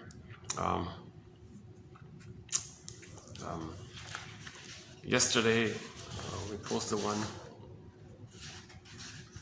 Oh yeah, and tomorrow we'll post the second one about projection. So there's actually Harry's Law does have a very good quote about projection. The little guy is afraid. He feels embarrassed and shame about his anger. He was angry, but he feels shame about expressing anger. But he was angry. So his buddy, as a proxy, expressed his anger for him. The buddy thought he'd be relieved. He said, "No, I feel disgusted at what you did. You expressed that anger like that. That's how disgusting I did that." Seriously? Okay, a little while later, he apologized by saying, "Dear friend, the disgust I have, a lot of it is with myself. I projected a lot of contempt on you that I should have reserved for myself." So he owned his projection. The buddy said, "Okay, you owned your projection. You were projecting your disgust around your feelings of your own anger, and you feel disgusted that you can't express your anger, and you feel disgusted linked to your anger. So you blur it up like that. So I expressed anger. You immediately triggered your disgust for yourself around your issues around anger. So you projected and said how I'm disgusting by doing something helpful for you." He said, "Yeah, you're right. I should have reserved this feeling of disgust that I said to you to myself. My shame is within, and I feel anger about it." So he kind of owned his projection. I thought it was a good line. And we talked about another one was in season 1, episode 1. She said the moral of the story. They say it's at the end. No, I say it's at the beginning or maybe the middle. You only get it at the end. I thought that was pretty good. And another quick little one was she quoted Albert Hubbard, I think. Somebody obnoxious once said, "Every knock is a boost." So she lost her job. She felt knocked down, Is there a boost here? Is there something positive out of this? Am I supposed to learn and grow from this setback? Every knock is a boost, like every negative experience, there's an opportunity to learn from it. That's the boost part. And there's even a song created around it. But she didn't say, according to Albert Hubbard, every knock is a boost. She's some obnoxious person. I'm not fully sure if Albert Hubbard said that, but if you look it up, his name is associated with that quote.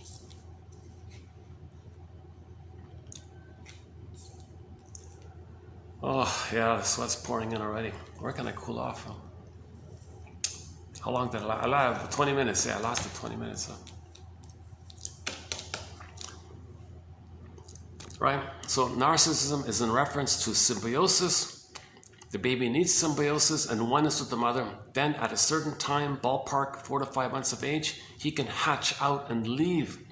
Out of the symbiosis of the two being all meshed up as one, out of that chaos, his sense of self consolidates and hatches out of that egg. He begins the birthing process. Okay, so for the psychological birth, it's gradual. It begins at 4 to 5 months, and it gradually gets to age 3, called the psychological birth. Again, theory ballpark. So it's very different from the biological birth. So the psychological birth of the baby just doesn't magically appear with the biological birth. Yes, the baby's born biologically. Okay, in a few seconds. What about the psychological birth? Well, he's got to go through a process.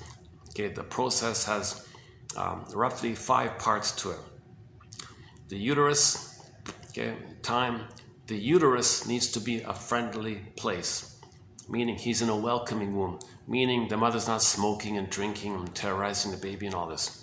So assuming he's in paradise, he's in a welcoming womb, he hears music, he's relaxed, he's floating around, he feels safe, rhythm of safety with the mother, flow like that. Then, okay, the second one, the birthing time. The mother in advance needs to do everything she can to minimize the chance of birth trauma.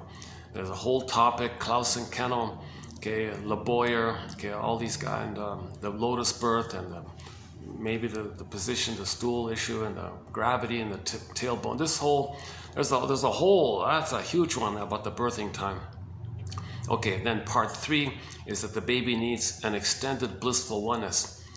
This is so especially needed if there are traumatic problems in the prenatal or at birth, because the mother can heal it if she can establish the rhythm of safety. So skin to skin, natural feeding, loving gaze, like that.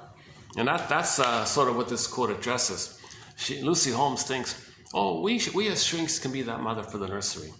Seriously? So I don't buy that. Most people, 99% of the shrinks say nonsense and don't do that. But she says, well, I don't know what else to try. Like they're desperate. Like most people don't treat people with a narcissistic pattern because they're resistant to it. Like they become the mother who shames themselves. So others are them. So the shrink is them. So they shame the shrink because the shrink is them, and they're the mother. And they don't know how to unblend from the mother if they are the mother. So that narcissistic pattern is extremely difficult to heal. So Masterson, he did say that his approach had some success. It's called mirroring interpretation of narcissistic vulnerability, and it's in his books, so I won't try to cover it here. I'm not a shrink as well, right? But it's good. It's good. It's very gentle. It's very friendly. It doesn't trigger his narcissistic rage. It reaches him, and you get the therapy connection with him through that. Mirroring interpretation of narcissistic vulnerability. Then you get a working alliance. Then the client doesn't see you as a monster if you can do that. He doesn't project his own monster image based on his rage onto the therapist, in other words.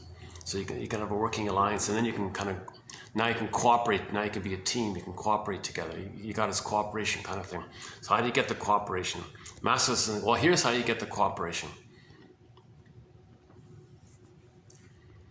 So most shrinks, first of all, people with the narcissistic pattern, 99.99% never enter into therapy because the thought of it, they attack it and mock it and shame it, and they feel important, they feel addicted.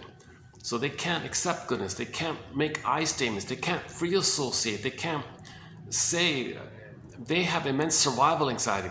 To admit a feeling means that the mother in the mind is the monster is going to eat them. So they don't want to admit a feeling because they think they're going to be eaten by the mother in the mind.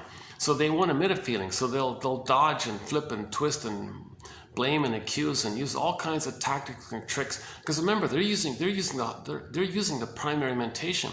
That primary mentation gives people with a narcissistic pattern this ability to flip, flop, twist, flip, shame, accuse, gaslight, pretend, forget, flip, blame. They do all these endless little tricks, like in the primary Alice in Wonderland world. Okay, Grostein's jargon for it is the BPD amalgam.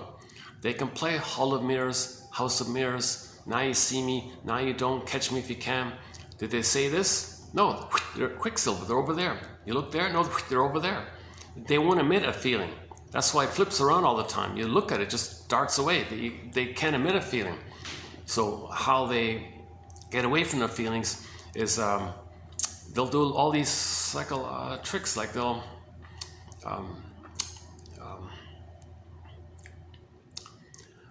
blame you for something, like oh, that's psychobabble. They'll use mocking humor, for example, or general humor or something. They'll just make jokes about it, maybe, or change the topic all the time, or blame them, or accuse them, or raise their voice, or frighten them. They use all these kind of tricks. Common one underappreciated one is to confuse the other person. They will act, because of identity problems, they can act like they said what the other person said.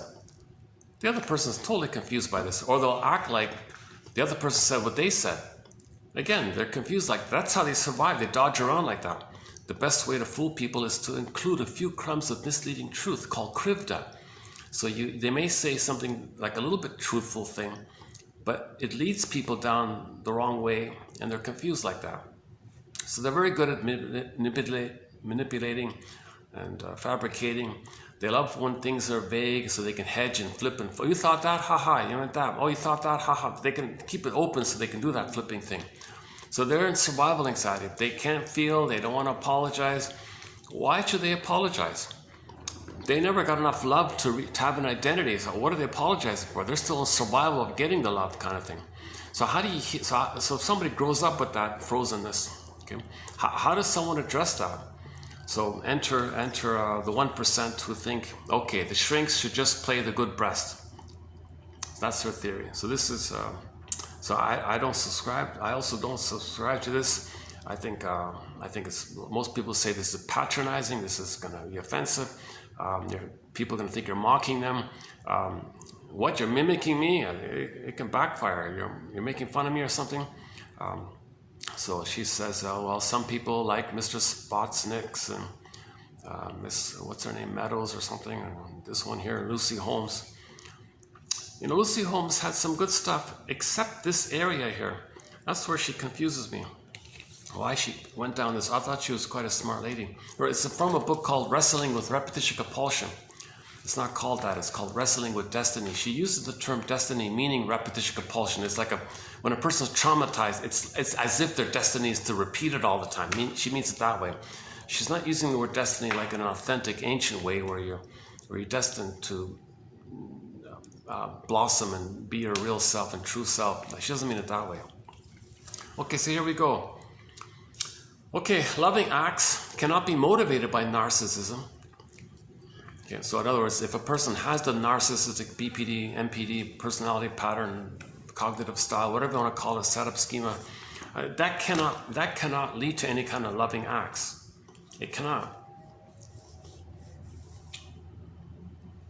The narcissism means they didn't get mother's love.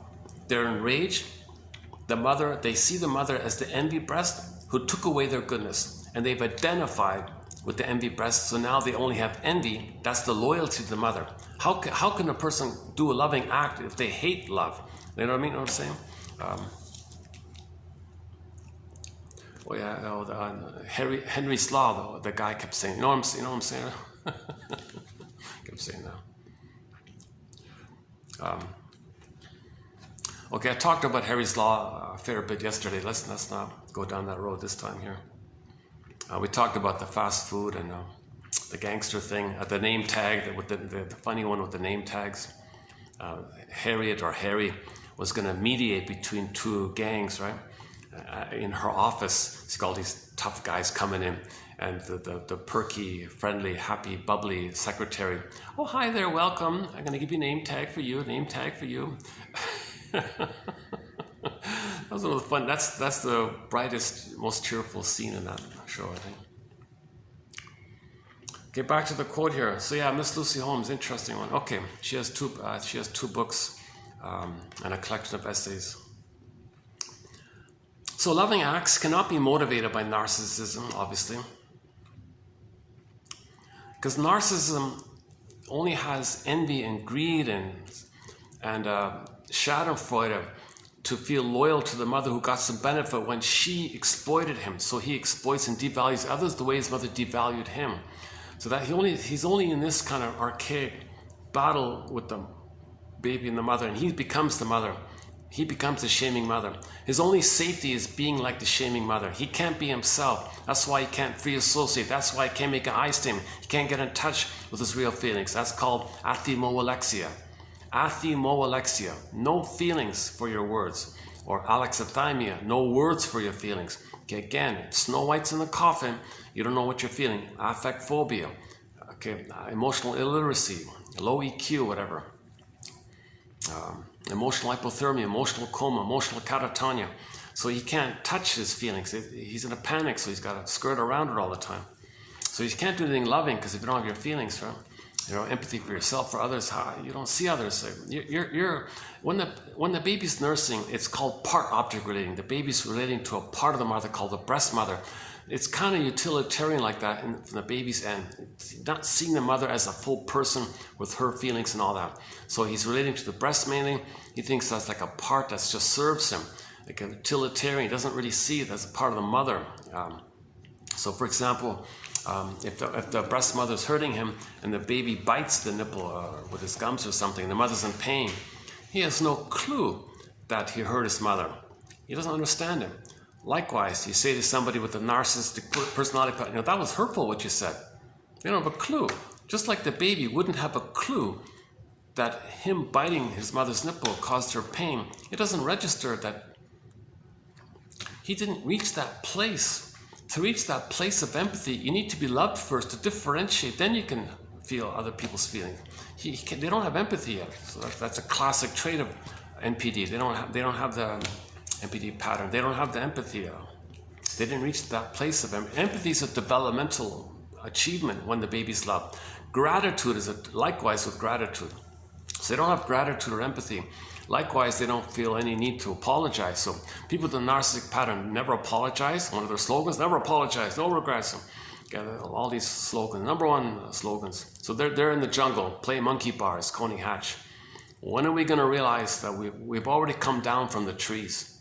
When, I think that's the line, correct me if I'm wrong, when are we going to realize that we've already come down from the trees? Come on, we've come down from the trees, people. Like that's what he's saying, I think. I'm paraphrasing, maybe I got it wrong. It's been a long time since I played that song. I did play it, I remember 3 years ago on the shoreline. I remember clearly, I was on the shoreline with the water there, with the birds and everything. It was nighttime, it was night, I remember that. And then I played the monkey bars thinking, oh, what a mood here. What a mood here. The sun, it's just the sunset. I'm on the shoreline, no one's around. I cranked the speaker, I cranked up monkey bars. Dun, dun, dun, dun, dun.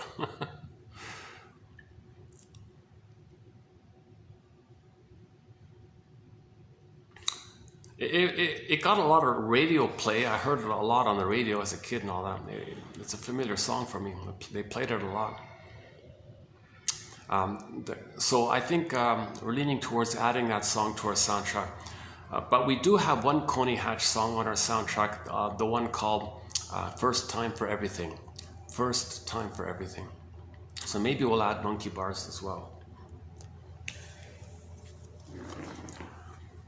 So yeah, narcissistic patterns. So they think jungle slogans, survival slogans. They don't think trust or love or feel. That's why they exploit and don't care. Great excuses for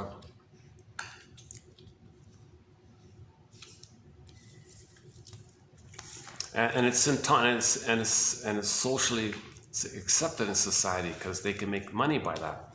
So they get a secondary gain by it, so they get rewarded for it. So why question it? Why? But they're addicted and they get paid for it. So they don't care about. That's one of the disadvantages of the plunder system. You know, it creates all this. Because these people are needed to pillage and plunder. People are not going to pillage other places and create poverty if they have their feelings. If people don't have their feelings, they don't care if they create poverty because they're given poverty. If the mother gives the baby emotional poverty and they become the mother, they can give others poverty, like symbolically, literally poverty, to represent symbolically that they feel internally impoverished, a paucity or poverty of inner experience, that there's emotional hypothermia. So we're looking for this richness of our beingness. This richness is stolen. Mothers stole the baby's richness. So they identify with the aggressor and steal the riches of the world. It's called plundering and pillaging. Right? So the short-selling, plundering leaders are, or quote-unquote leaders. It's pretty much a given that you have to be a narcissistic type in order to pillage. You wouldn't make it if you had feelings. You wouldn't survive in that kind of place. So that's kind of sad. So we got to heal ourselves. We got to realize that we've come down from the trees. When are we going to realize? Dun, dun, dun. Play the song. Loving acts cannot be motivated by narcissism because they require both a consciousness of object people, awareness of people, that they are people, human beings are human beings. They will cognitively admit, oh yeah, I find he's whatever. Emotionally, feelingly, emotionally, knowingly, they don't get it. Feelingly, no, they don't get it. Everything's utilitarian for the narcissistic style. So again, loving acts, so empathy and care, etc., tenderness. These things won't be motivated by narcissism because these things require both of consciousness of people's feelings and a concern for the needs of others. Seriously, people with narcissism have a concern for you? You got to be kidding. Their slogan is "Don't care." They say that 100 times a day. Don't care. The foundation of a capacity to love is a deep sense of personal integrity. They feel very shamed inside. They feel very defective and shamed and guilty and dead. They feel very diminished and icky and ugly inside. They don't have that. That's missing. Their integrity was stolen by the mother, so they steal other people's integrity. They don't admit personal integrity. They have a narcissistic display. They have a grandiose show that they're self-sufficient, superior, don't need anybody. They have this kind of aloof, arrogant, egotistical, egomaniac kind of thing. However, it's presented. It's what's underneath. That's what we're talking about. The foundation of a capacity to love is a deep sense of personal integrity. That is, as a person, basically, I'm okay and worthy of love. Oh yeah, people with narcissistic pattern, they give up on this. Me, worthy of love? Oh no, no one can love me. If they knew me, they'd never love me. Ooh, like they have that. That's underneath it all. Okay, shall I compare thee to an onion? They may put on a proud narcissistic display, but secretly they'll say, I'm unlovable. No one can love me if they got to know me. Like the one woman in Harry's Law, she was married to a crude guy for 60 years, she said. She said before she dies, she wants to have a little bit of feeling with, so she fell in love with another guy at the age of 80 or something. So at the age of 80, she wanted a divorce. And meanwhile, the husband spent his life emotionally abusing her. She put up with it for the traditional family and all this.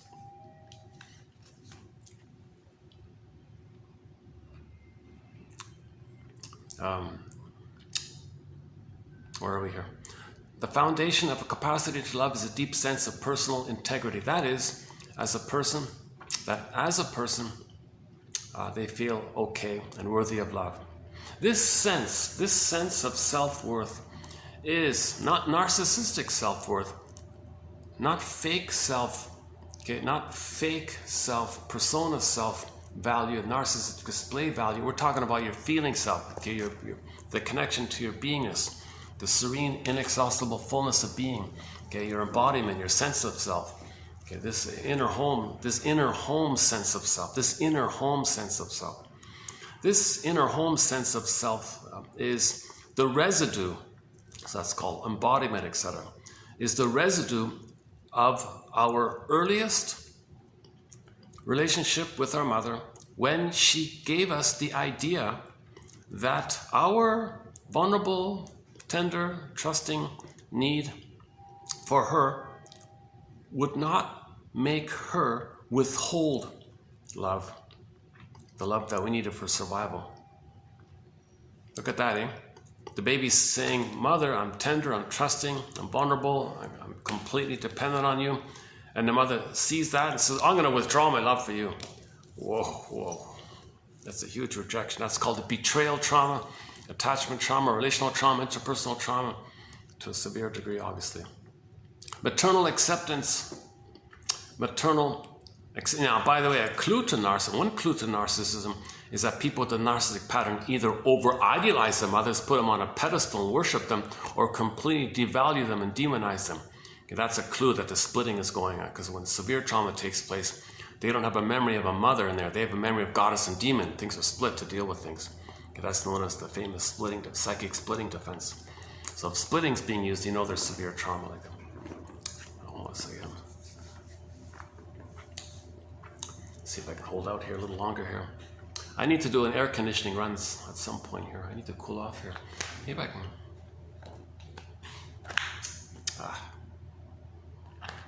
Just keep going. I'm sweating already, yeah? Look at that. All right, sorry. I keep all my bloopers and mistakes and little blunders and things like that.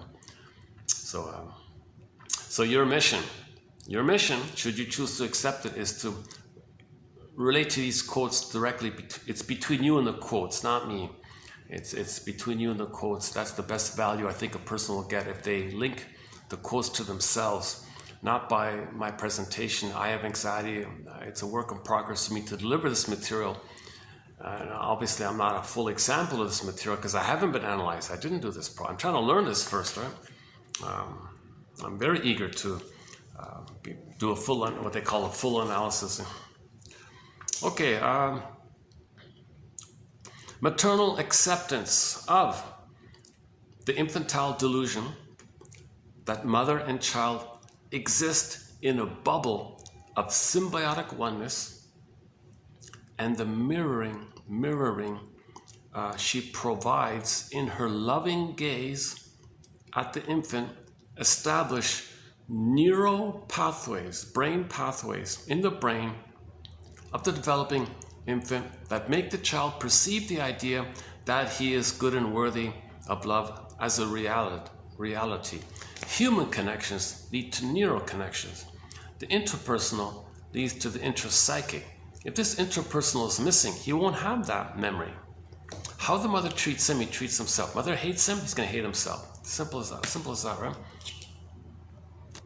So the baby's in a bubble of symbiosis, the solipsistic bubble of fusion, mother-infant dual unity. And it's just, in this unity, it's just all for him. It is him and for him. Someone said, don't think the baby is just being a baby. You can only see the baby in the context of him being one with the mother. It's baby and mother. The mother's meant to provide herself as a symbiotic object for the baby. Let the baby indulge in all this. So the mother does that. She provides this egg, this symbiotic egg, this extended Garden of Eden, Shambhala, Shangri-La, Avalon. Maternal acceptance of the infantile delusion. Yeah, that's the Garden of Eden, actually. That mother and child exist in a bubble of symbiotic oneness. That's the blissful oneness. And the mirroring she provides in her loving gaze. Okay, then the wiring gets laid down. The intrapsychic gets down. Loving gaze. So Miss what's her name? Mary Ayers, is that right? Mother Infant Attachment. Won some big award or something. She makes a big deal about mother's loving gaze. Because when the baby looks at the mother's eyes and the mother hates him, ooh, ouch. He internalizes a harsh inner critic now. He records mother's rejecting eyes into his system and rejects himself. The mother's got to look at the baby with love and acceptance, the delight of this mystery, this welcoming, how wonderful, nature's greatest miracle. You're a unique baby. This is a delight. This is a mystery and a beautiful delight here. I feel a sacred privilege to nurture this. And what a delight to see this beautiful new flower that's never been around before. Never in all of history was there ever any person like her baby. She's going like, wow. The baby's not a copy of her or the husband. Nothing like, he's unique. And again, the Great Spirit makes everything unique. So likewise, people are unique like that. The mother's got to have this kind of attitude, this positive attitude like this, plus a general acceptance that she welcomes the child and accepts the child and sees the child and soothes the child, understands the child, recognizes the child. Then he does those things for himself, i.e. the neural pathways get laid down by the interaction with the mother. I need to do an air conditioning run here. You're going to see perspiration coming down already.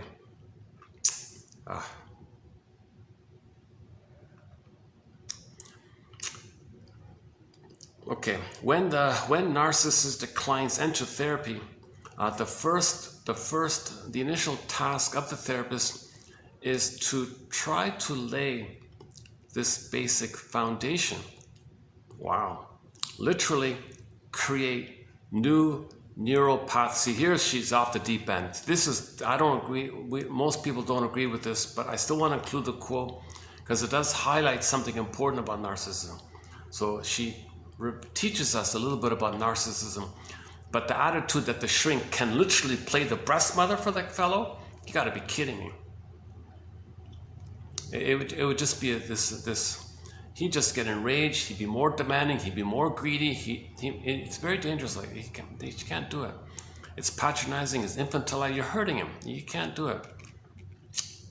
Marilyn Monroe. It's a different. No, sorry. No, that's a different story. When narcissistic clients enter therapy, the initial task of the therapist is to try to lay this basic foundation. Literally create new neural path. What an arrogance. See, this is a real arrogance to think, okay, I'm going to see you. Yes, you're a grown adult. You're 6 feet tall, or whatever. You're 300 pounds, whatever. But I'm just going to see you as like a newborn baby. I'm going to treat you like a newborn baby, and I'm a good mother. I'm going to do something that represents what you needed. Mother didn't see you with loving gaze. Well, I'll do it through mirroring you, saying what you say, responding to what you say, being present to you, so you can have these wiring laid down. No, those wirings get laid down and they're set by age 3. You can't directly put down those new wires like that. He may feel good like that. It may make him feel safe like that. It doesn't change psychic structure. Only mourning and identifying the trauma loosens up the wiring and allows new wiring. You can't directly infuse new wiring post age 3. She says, no, just still treat him like his little baby. You can lay down the wiring. No, those wirings get set by the age of 5, let's say. She says, no, I don't buy that. Just treat him like a baby and he'll get loved. He may feel flattered or isn't this nice? Someone's finally, because the shrink's attitude is no one ever saw him, no one ever recognized him, no one ever repeated what he said, he was completely ignored, he was completely abused, he was constantly gaslit, he was constantly shamed, he was constantly criticized, unwanted, rejected. So let me be, as a shrink, a surrogate mother. So in other words, her theory is that she's going to be a literal, actual mother for this person, male or female. That's the failure. That's not going to work. But as I just said, I just want to highlight the issue of narcissism, not her method of treating it. Okay, she's going to try to do this, create these new neural pathways by replicating and repairing the original symbiosis between mother and child. Okay, this is off the deep end. She wants to create that paradise with him. He wants her to have that blissful, oceanic, ecstatic feeling with her that the baby's supposed to get. You're making him addicted or something. You can't do this. He might, that big guy might be addicted to her now. And if she makes a mistake, he might be enraged at her. This is nonsense. So we don't subscribe to this here. Psychoanalysis in general doesn't subscribe to this. She does this. She belongs to this little side cult. Mr. Spotnik seems to be some kind of one of these little culty kind of guys that has a few followers or something. She seems to be a member of this, like by the sounds of it. Okay, so the analyst attempts to function like the pre-Oedipal mother. Look at that, eh?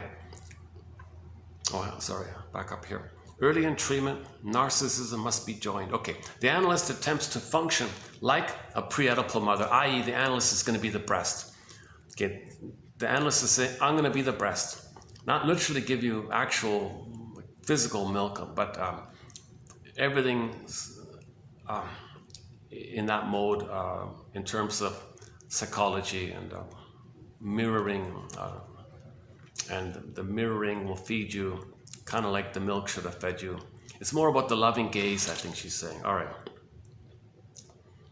Yeah, so no, she's not going to have the guy lie on her lap and nurse, and that, obviously not that, except for that part. Everything else she wants to do. Everything else, it seems. The analyst attempts to function like the breast mother, using techniques like mirroring and joining. Okay, so she will reflect back to the client what he has just said. Mirroring. See, when the baby looks at the mother, baby's feeling something. Oh, baby, you're feeling this. I see it. Oh, we're one, like, because they're one. That's okay. That's okay. The little 2-day-old baby looks at mother's eyes.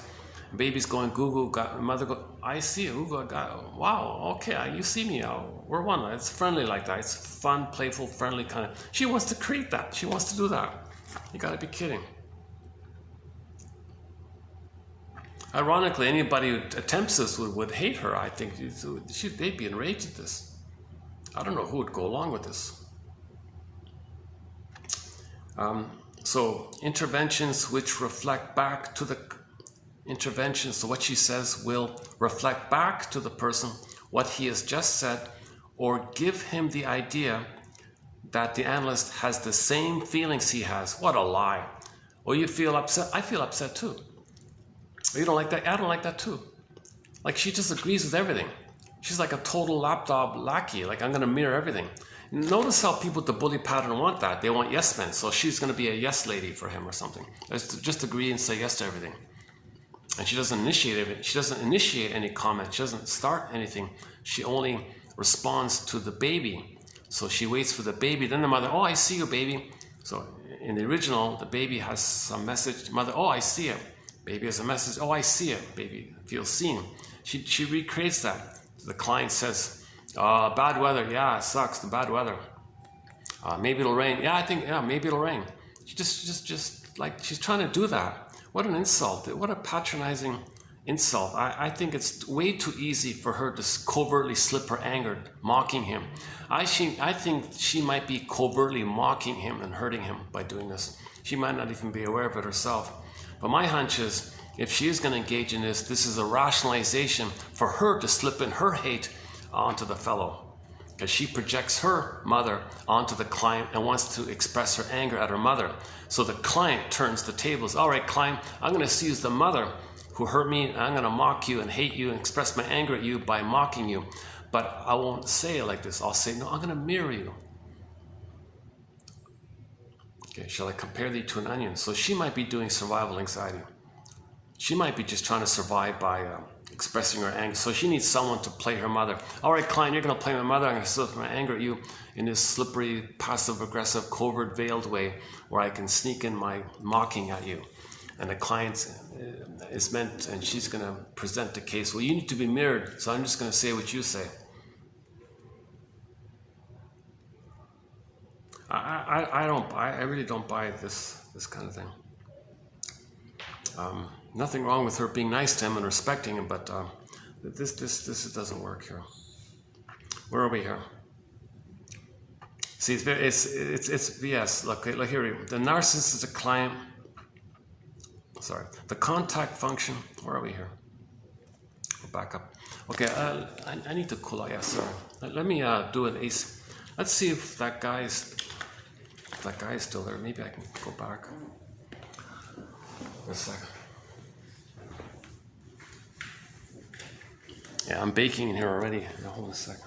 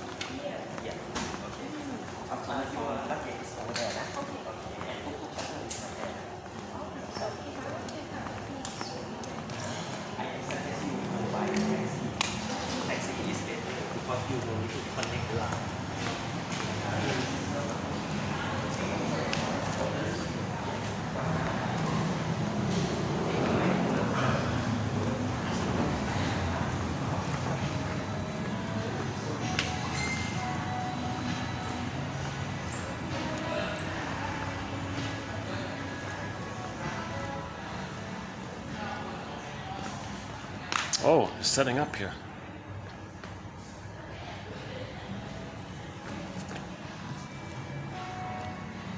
Oh, they're preparing for something. Oh, reserve. This one's not reserved. Okay, let me just sit here for a little while anyways. Okay, let's continue here. Hold on a sec. Let's begin from the beginning. Okay. No, on second thought, let's just continue. Where are we here? Early in treatment, narcissism must be joined.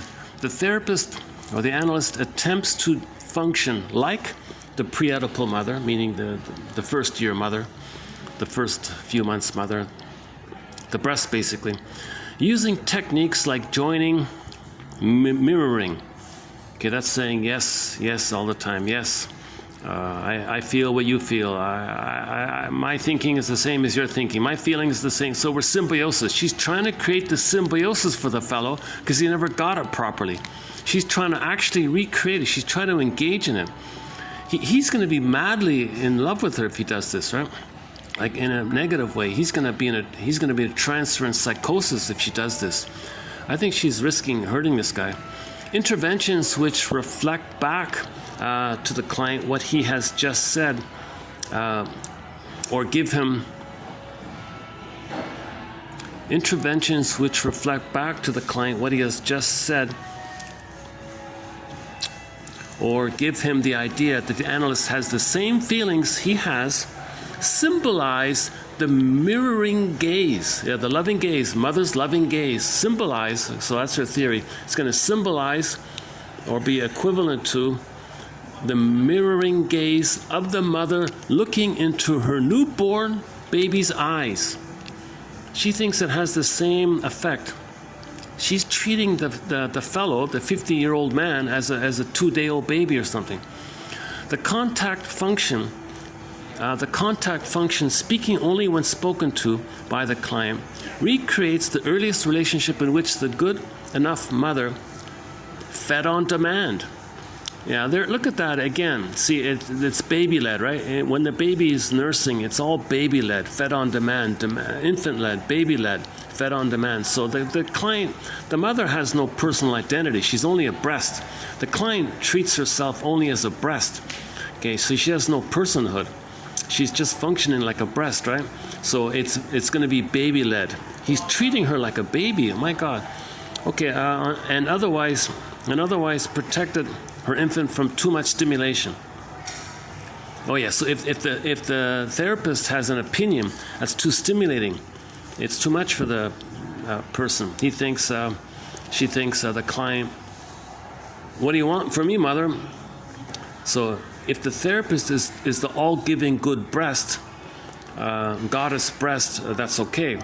But the moment the therapist has an opinion or an identity or needs or anything different that he doesn't like, he's triggered of how the mother stimulated him too much in the rejecting time originally. So she wants to avoid triggering him. Impossible.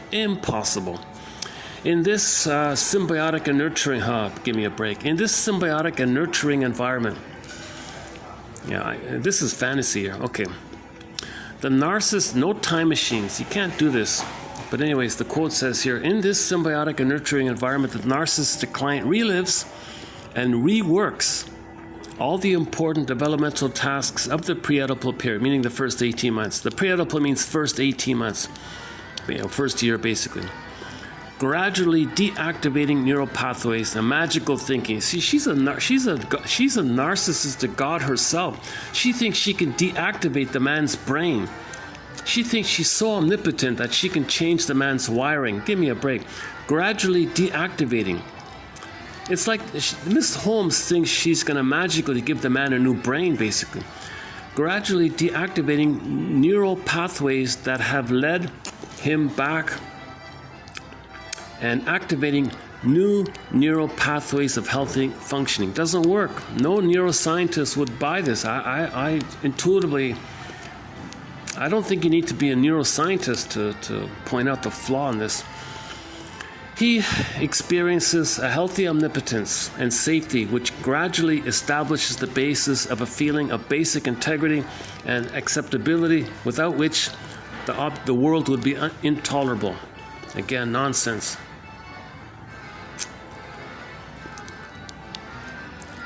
You can't give a 50-year-old man the blissful feeling that he had in the uterus. This is nonsense. Inevitably, the analyst, like the mother, will disrupt this omnipotence by frustrating or disappointing the client in some way. Sooner or later, the therapist will make a mistake which disrupts the symbiosis. This rupture will probably make the client very angry, but the good analyst, the good breast mother, like the good mother, will offer herself as a good breast to soothe him. For example, when the client says he's worthless and no good, the therapist will say, quote, "The problem is you have a worthless analyst." So he says he's worthless. She mirrors in symbiosis. Yes, and the breast is worthless because you're one with the breast. You think you're worthless. That means you think the breast is worthless. The mother's worthless if you think you're because so she's promoting the symbiosis. She wants to establish the symbiosis, right? So the baby and the breast are one. So if the 50-year-old man says, I feel like a fill in the blank, I feel worthless, she says, oh yes, that's the issue. Your analyst is worthless. You're promoting the symbiosis, right? In this maturational moment, give me a break, the client confronts the idea that objects are there and that they are useful for the discharge or protection of feelings. In this first disagreement with the client, which is not really a disagreement but an invitation, the client is given the enticing suggestion that objects exist and can provide a helpful port for all the uncomfortable and overstimulating feelings that he would rather not feel. Yeah, this is slippery stuff here. No way. Now she's saying, if I make a mistake, well, I'm inviting him to see me as a person. Yeah, give me a break. Well, this is twisted stuff. Okay, the sense that the analyst can act as a container for the client's infantile needs and feelings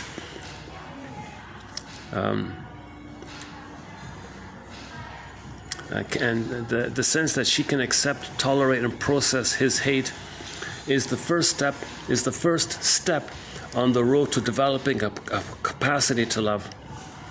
When the client is ready to perceive the analyst as a separate person who may be useful to him, he is ready to practice his first attempts at relationships.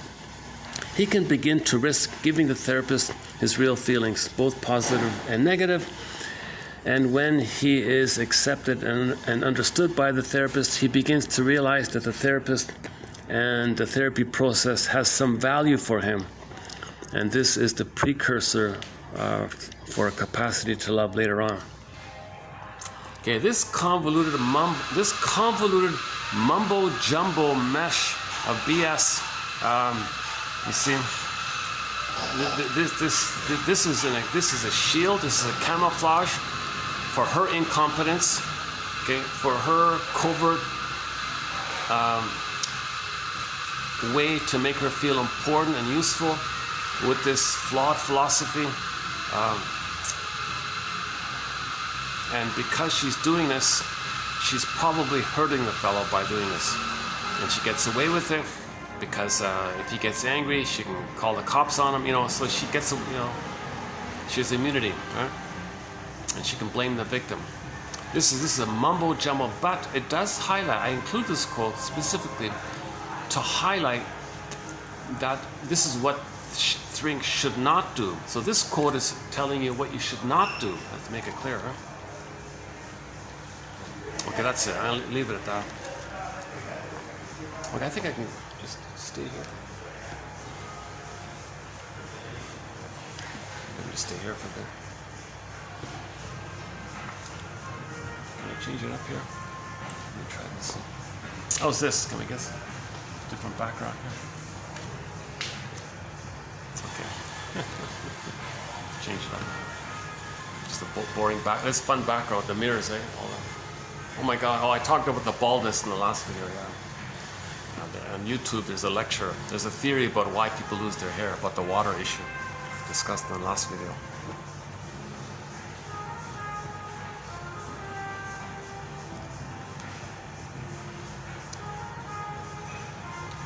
Okay, sorry, yeah.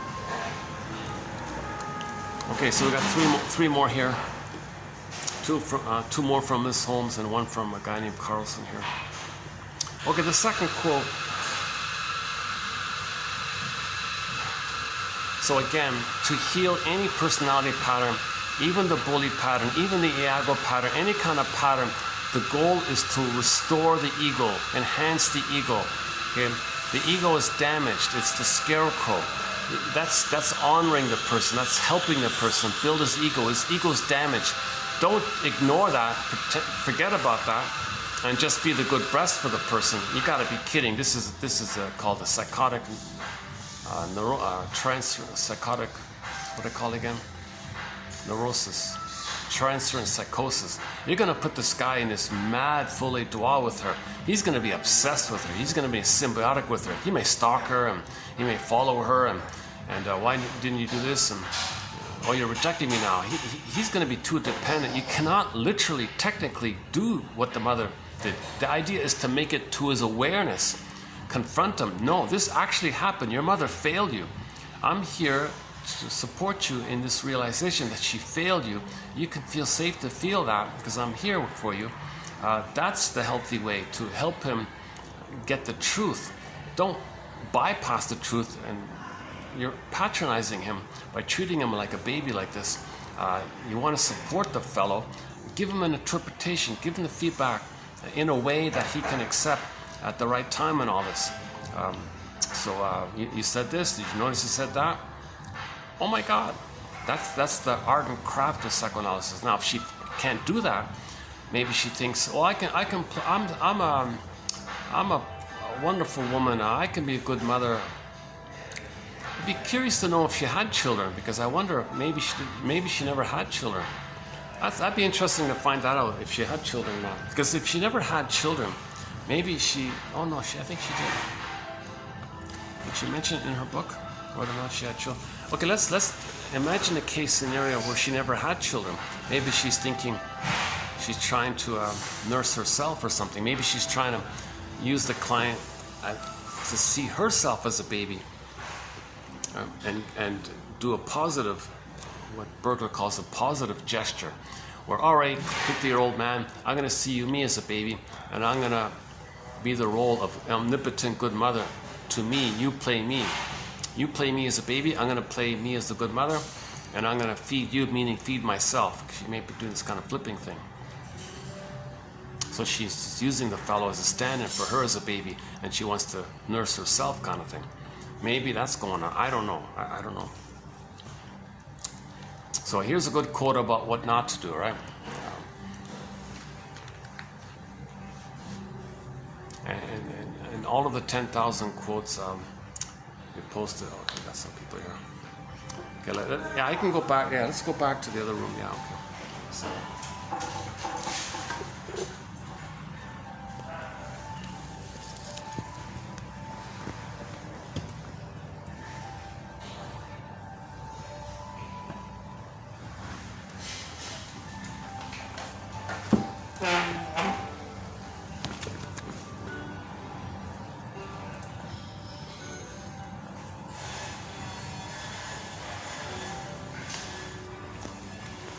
Oh, the guy saw me leaving, then he jumped up and left. Maybe he felt that he was interrupting me. He decided to leave. Maybe my talking drew him in. Then I left. He said, "Oh, it's no fun. I'm gonna leave." I don't know. You know, on occasion, some lonely people, you know, they want to create a scenario to force an interaction with you, like they'll cross your path or something like that. Jesus Christ, this is infantile stuff. Use your words. Like this non-verbal stuff is what babies do, right? Like the fellow could say, "Oh, I overheard you a little bit there. What are you talking about? What's your podcast about?" Well, I might answer him or something. It's better than, you know.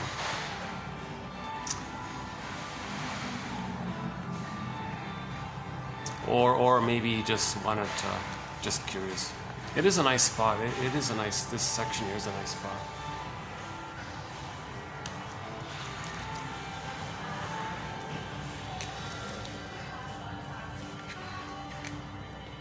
How do I analyze that moment? Maybe he suddenly felt lonely. Maybe he was looking for a connection. I walked away, that triggered his abandonment. Now he's going to feel alone. Right, so maybe my walking away, I didn't know if he was others were going to follow him or something. Usually one guy shows up, a minute later 2 or 3 show up, kind of thing.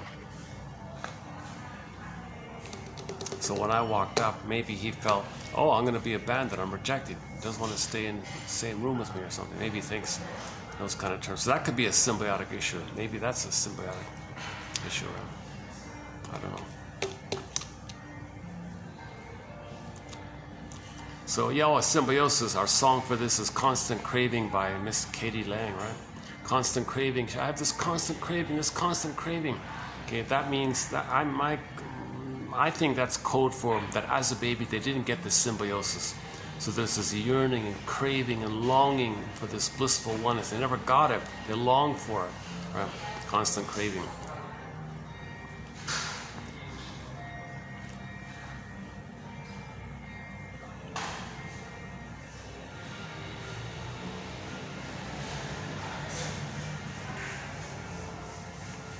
Or maybe there's a cynical side of me, not trusting this kind of thing.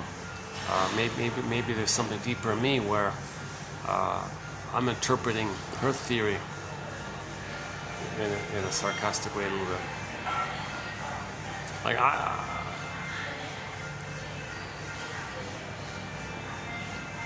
Like I would openly say to anybody saying, "Oh, I heard you study psychology. Can you help me?" I would openly say, "Look, I've never been analyzed. I have anxiety. I'm not qualified. I've never done it.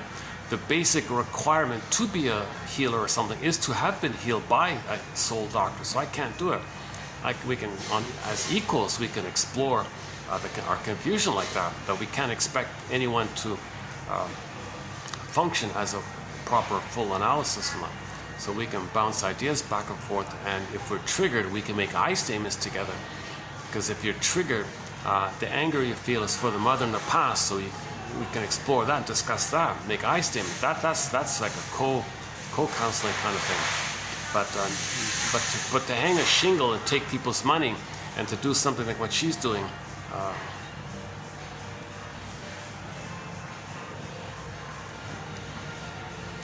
It reminds me that the district attorney lady, if she instead of being a district attorney, if she called herself a therapist, because she's a pretty lady and all this, if she called herself a therapist, she'd get away with it, and she wouldn't care the results, right? It's their fault. Did my job. Don't care. You know, did my best. They didn't cooperate. Not my fault. Like she would make all these quirky little snarky remarks or something. She had that quick sort of witty kind of thing. She really played that role very convincingly. Like she was really quite a gifted actress, I guess.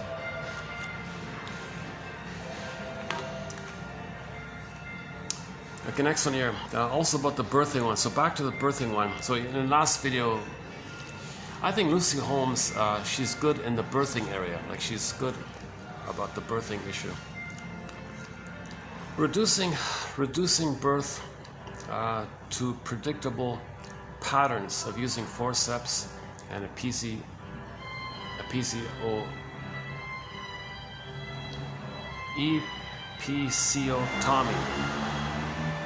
What's that? Epididymal. Okay, all of the violence that takes place if the mother's in pain and can't deliver and the baby's in trouble, the doctor might intervene in these ways. Forceps and episiotomy, that's the that one. Routinely. So reducing birth to a she's talking about this transition of making it routine. Not all mothers need these procedures, but the doctors say, well, we don't want to think about it, we got time. Just give every mother the same thing. Give every mother delivering a baby these medical procedures. So whether they need it or not, just who cares? We can't think about it. Just make it like a factory kind of thing. Reducing birth to this kind of factory method, despite, and they're doing this despite the fact that neither of these interventions had been subjected to research to prove their benefit. They both became standard practice. So we don't even study or fully know the effects of forceps and epidurals and all these things. We don't even really fully study these things. A lot of babies get brain hemorrhaging if the guy uses the forceps and yanks the poor baby, the baby bleeding in the brain. No one even studies these things. The drugs needed to mask the pain of these procedures and the requirement that women labor flat on their backs slowed the process of birth and spurred the development of labor-inducing medication. Look at that, eh? So what they're doing creates pain. Oh, you're in pain now? What we did gave you pain? Oh, here's a pill. That slows everything down. Oh, here's another pill to induce the labor. What a mess. These new drugs sped things up but made labor so painful so quickly that more anesthesia was administered. This cascade of intervention, this cascade, like this compounding. Oh, this problem, this was oh, you don't like this? We'll do this. That caused a problem? Oh, here's another one. That caused more problem, here's another one. More problem, more, and you keep doing this cascade of intervention, all from the first point of not doing a natural birth or being lazy. This cascade of intervention became the rule, like standardized, rather than the exception. After birth, moved to the hospital. So she's also a huge critic of the hospital method. The spiritual, emotional, intuitive, in short, everything feminine about birth had been eliminated, destroyed. In allowing themselves to be drugged, cut, and hurried, women are losing something they can never have back: the freedom to experience their bodies accomplishing the creative, mysterious event which is the highlight of feminine life. So the highlight of a woman is this whole experience of giving a birth to a baby. Right? That's maybe the highlight of her being a woman, is to have this all taken away, drugged, knocked out, numbed out. She's numb to it all. Well, did something happen? I don't know. The baby's removed, attachment's broken.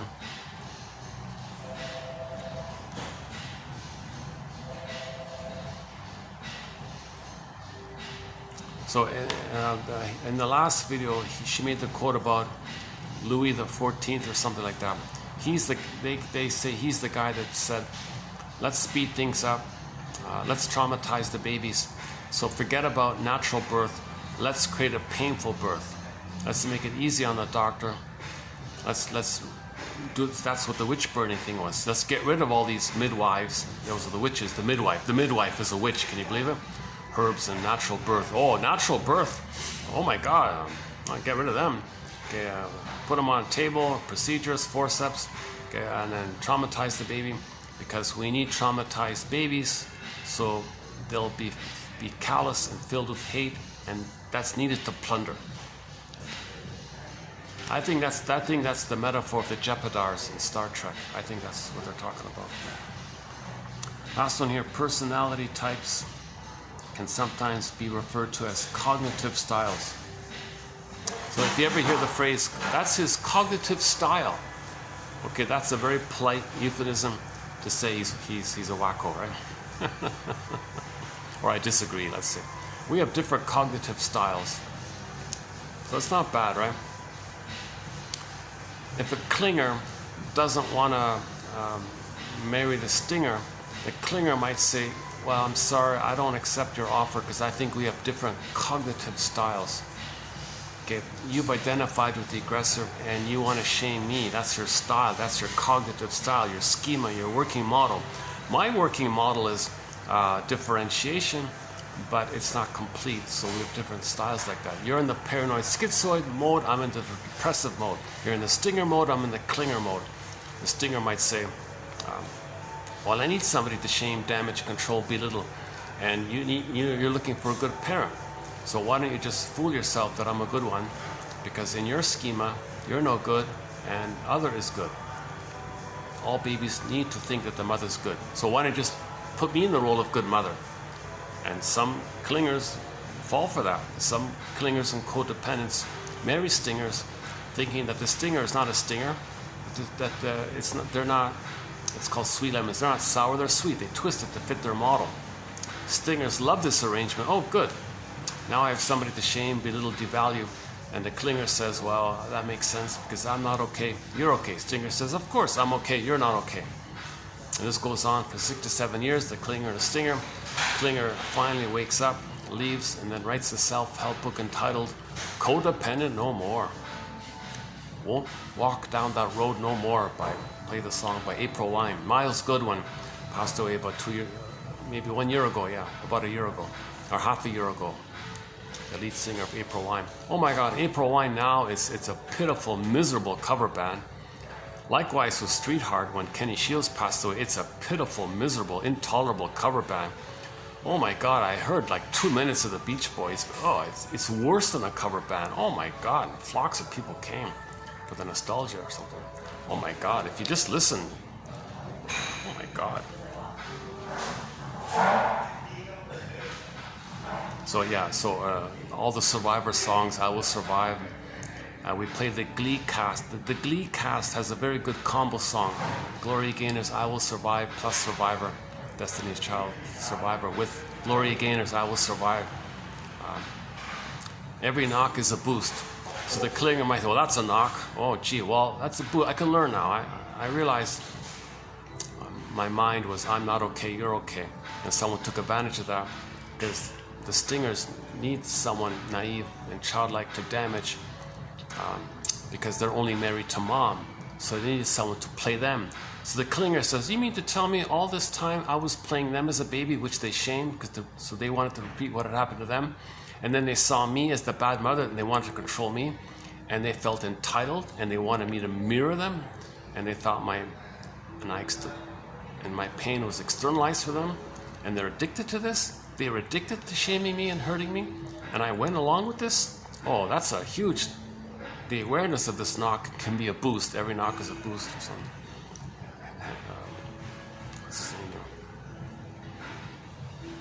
I like the last one. In allowing themselves, women allowing themselves to do all this, well, they're going to lose the mysterious, creative event, which is the highlight of feminine life.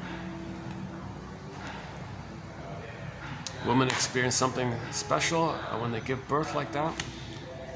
It's all taken away.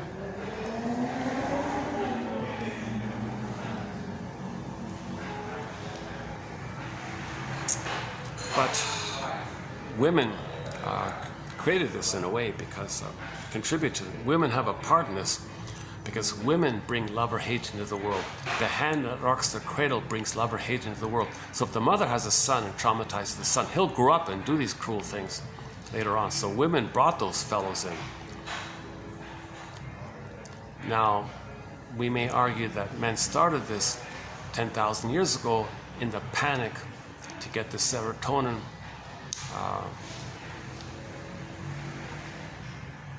that they didn't understand when they had all these new discoveries of farming and agriculture. And in the panic, we traumatized ourselves to pillage. So we went from village to pillage. That means you needed to create the tolerant mind to the prejudiced mind. The prejudiced mind is needed to pillage. So again, 27:25 for that. What time? I feel a little strange here too. What time is it? 4:28. Oh yeah, I saved some time by coming here, didn't I?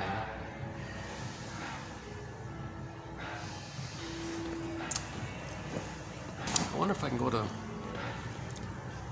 upstairs. If there's a meeting up there. If there's no event, I might be able to.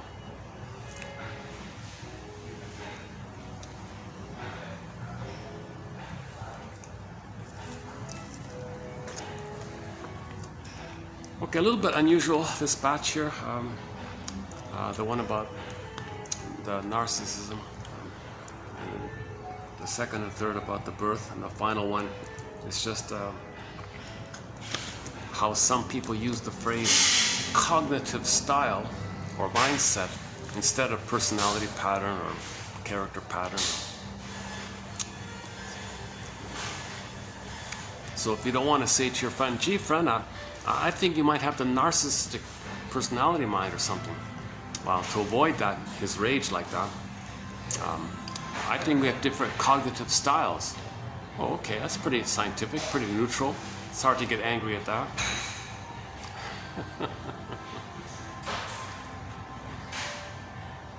That's his cognitive style. But you're missing a lot if you do that. You're missing so much if you do that. At least if you say he's got the BPD mind, you learn a lot by that. Or he's got the Iago mind, or the narcissistic mind, or the bully mind. You learn more when you say it like that. But objectively, more neutrally, you might say, well, these are different cognitive styles. Yeah, but you're missing too much.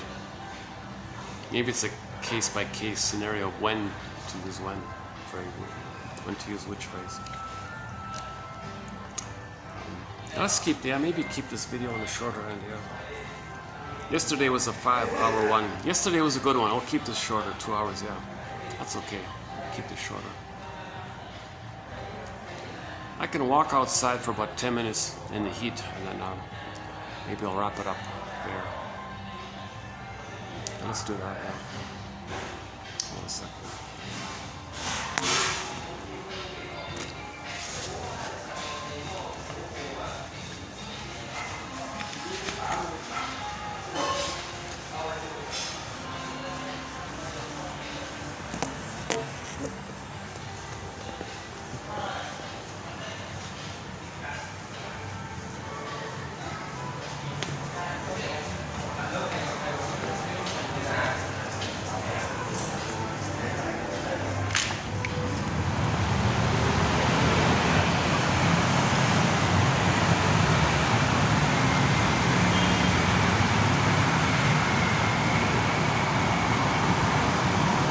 Yeah, nice lobby area, right? Nice entrance.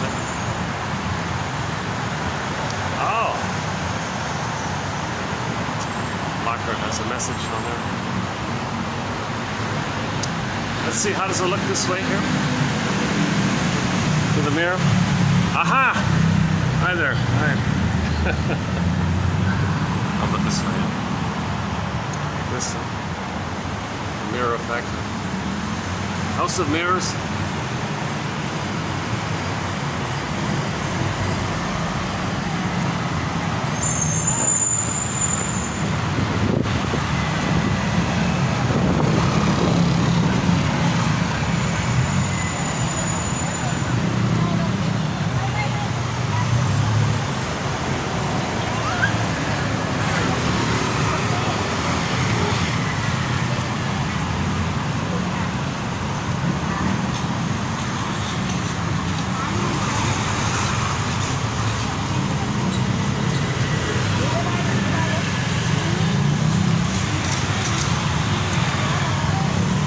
Yesterday I bumped into a dog, a friendly puppy, and made me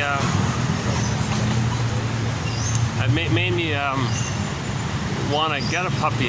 He was so friendly and happy and very playful. So I don't think we'll see any puppies here.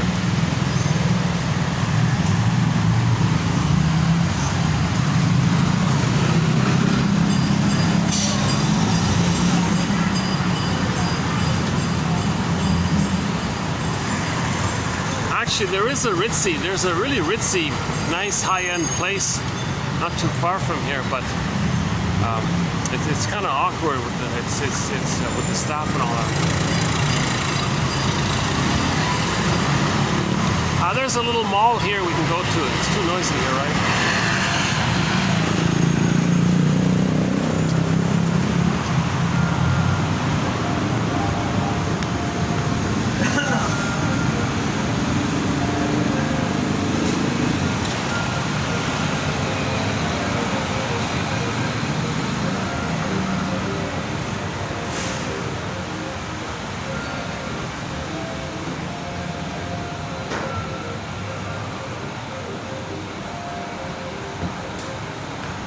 Oh, here's a cube. Oh, are these real or fake?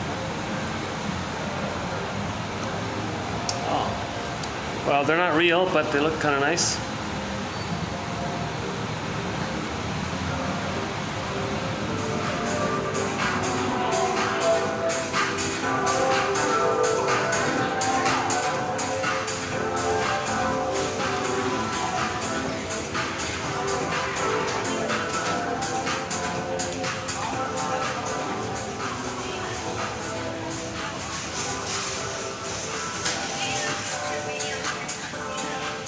Oh, look at this. Oh, here's a little, this is for rent, eh? In the mall, right? No, oh my God. I wonder what would sell. Look at this, whatever was here before went out of business, right? So this little space is for rent here in the mall, right? I wonder. They got like a junk food thing in front of me. But you know, the little supermarket's just near here, so this wouldn't be a bad spot, eh?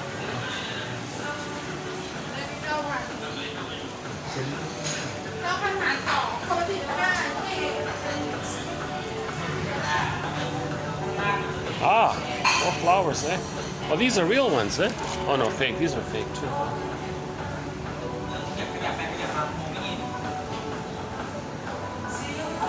You getting it in?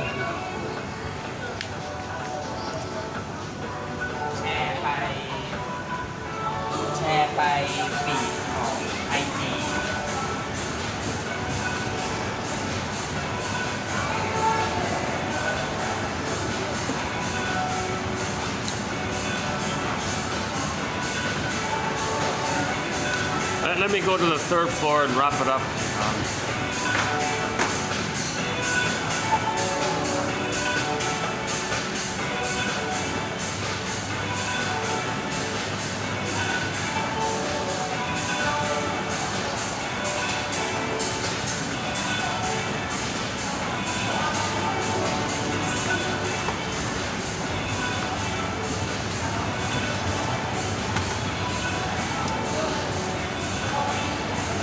Second floor. I'll make that the second floor. Correction, second floor. Last time we went up here, yeah.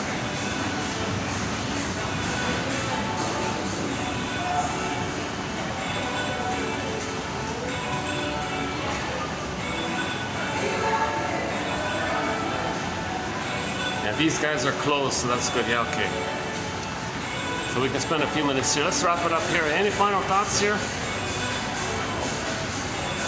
Any final thoughts here? In the last video, I did a preview of 2850, so I won't do it again.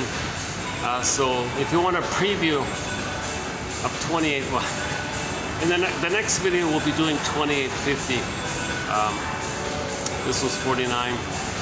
And 51's coming up. Actually, the next two videos are mainly from a book, from a very good self-help book entitled Children of Alcoholism by Barbara L. Wood. Barbara Wood has a very good self-help book from the 80s called that, and it's in the comments, openly available to everybody. So the next video, the next 2 videos will come from this book by hers. Yeah, and so she's good. Yeah. Let's see.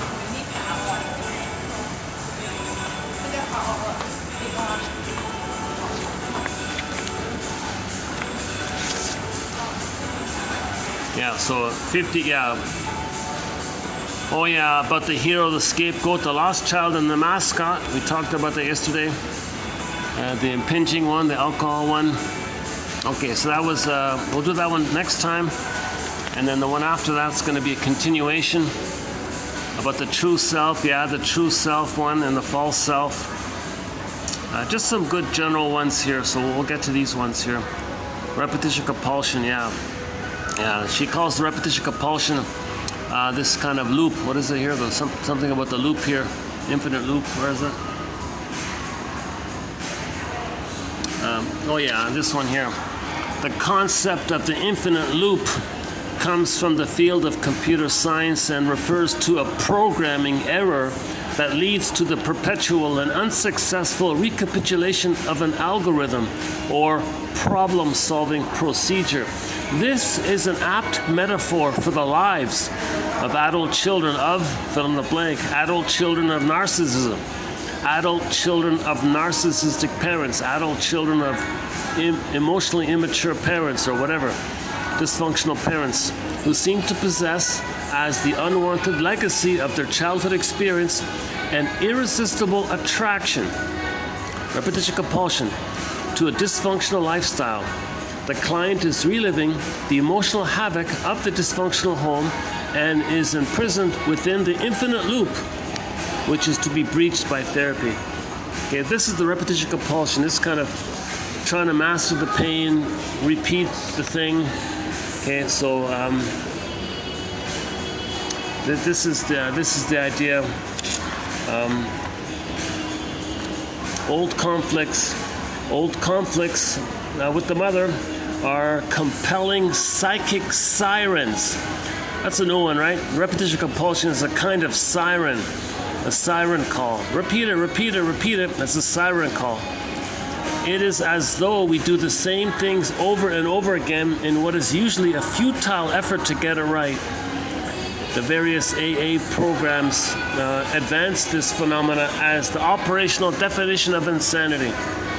Clients who seem to find failed relationships at every turn. They appear to seek in each new relationship the damaged and disappointing mother. The traumatizing mother, the shaming mother. And then to relentlessly pursue this restoration. I'll save you, mother. So you find somebody who reminds you of your mother and try to save them.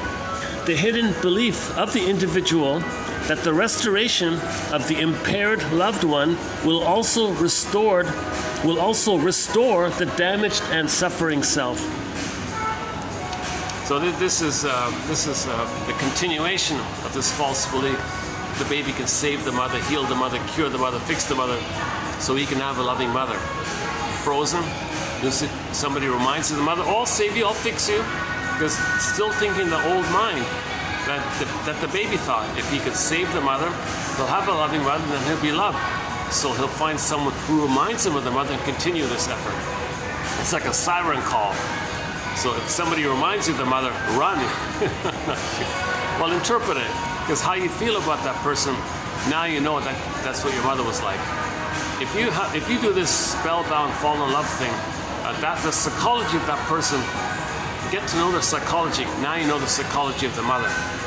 That's part of getting the story. That's why you're attracted to them, because you're recreating in the present the past to know the past.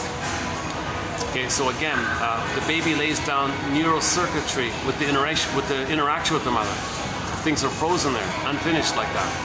So later on in life, if somebody reminds you of the mother, that means that other person has the same psychology like the mother. That's going to trigger up and flare up the unfinished wiring with the mother. So now you see the person in the present as an emotional reincarnation of your mother.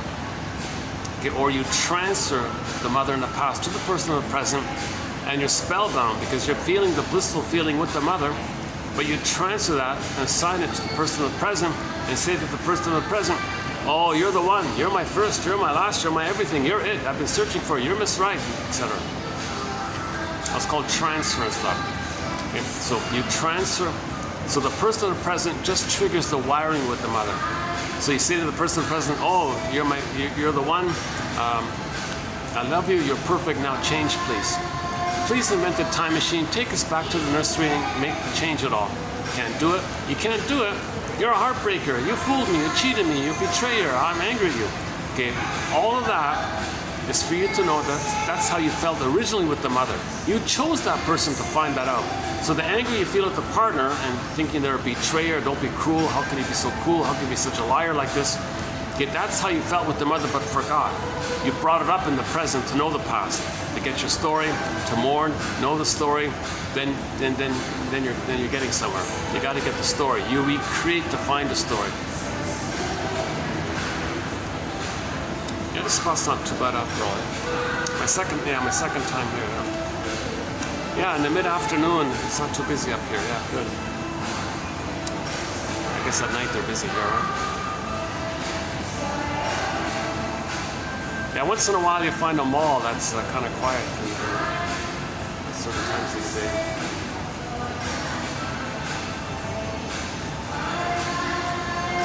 Well, yeah, last time I was here, this spot was for rent. It's still for rent, yeah, space inquiry, yeah. So far as I can tell, there are 2 little spots for rent here. I wonder what must cost a fortune, eh? This isn't like a more expensive area, this area. I'm not in the main touristy downtown area. I'm sort of in a, like the edge of it or something.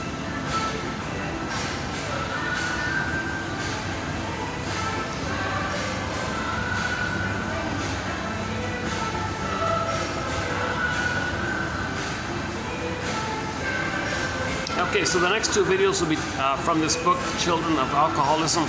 But you can fill in the blank, children of whatever. Emotionally immature parents, okay, adult children of narcissistic parents, adult children of borderline parents, adult children of bully parents, adult children of abused parents, adult children of parents who were never loved themselves, adult children of traumatized parents, adult children of dysfunctional, whatever it is. So that means the children of these dysfunctional parents means they gotta find this ambivalence. How do you find this ambivalence? That there were some benefits, but the truth that the pain was there. How do you hold all this and admit the truth? But so back to Springsteen, Independence Day, Toronto. Listen to the introduction he gives. On YouTube, Independence Day, the name of the song, Toronto, Bruce Springsteen. Listen to the intro.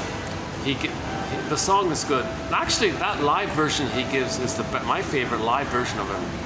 It's better than the original, actually. That's the best rendition of that song.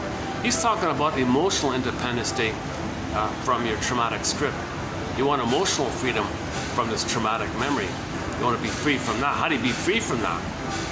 Okay. Identify it. Call it, know what it is. And you'll feel immense sadness by that. And then 100 tears away, you get back your embodiment and joy comes back. So we had joy and sadness in the beginning, got souped away, you want to get it back. Gold the ball went down the well, you want to get it back. This core went down into the underworld, comes back as Persephone. But Odysseus was at home, left home, want to get back. Similar ideas. Okay? The beingness of a person got exiled, that's Rapunzel, Snow White, etc. You want to get it back. It's a common universal monomyth that Campbell talks about. Chinna calls it the second journey.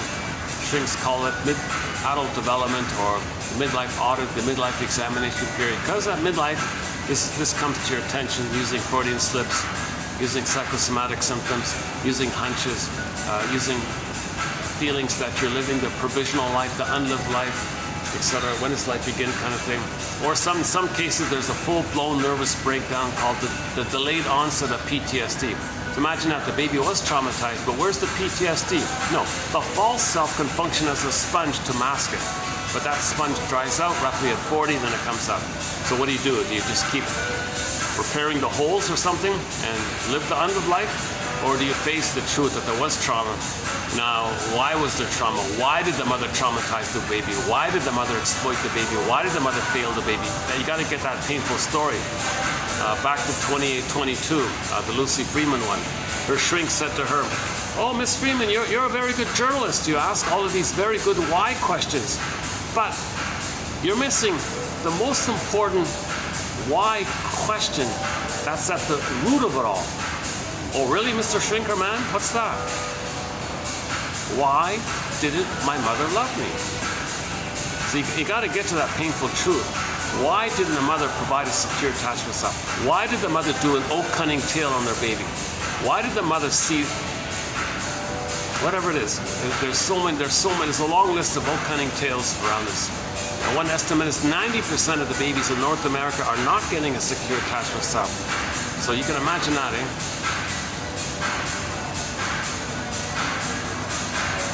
You know, in all fairness, we don't have many quotes on the treatment of the narcissistic issue.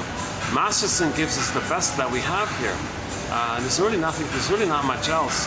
Because people with a narcissistic pattern, they almost never enter into therapy. Why? They're addicted to playing God. They forget about the human area. They're just addicted to playing infantile God. They feel power, they feel adrenaline rush, they feel so excited, they feel inflated, they feel above it all. Like why?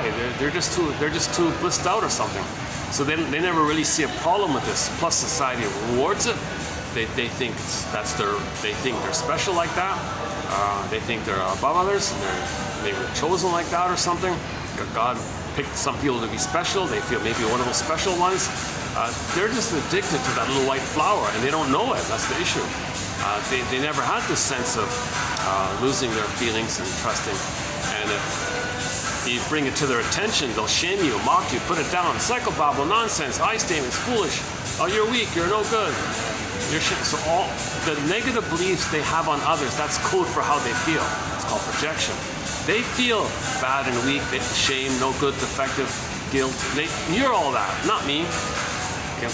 That's so one line is projection is, or prejudice is confession. These negative things you're saying, that's confession usually 9 times out of 10, whatever.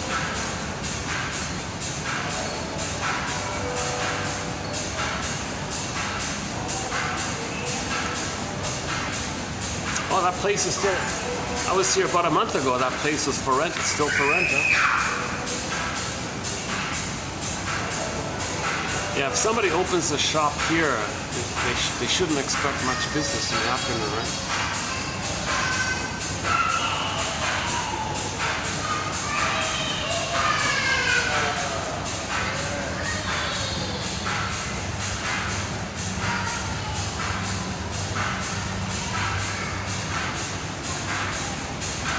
They got a touristy thing mainly. I see maybe some touristy buses come here. Maybe that's what it is. I see there's a major touristy souvenir kind of thing over there. Maybe this is meant like as a targeted place for tour buses or something. I don't know.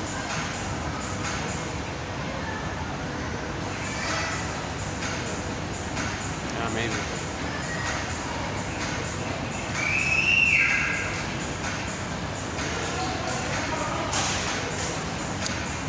Okay. Any final thoughts here?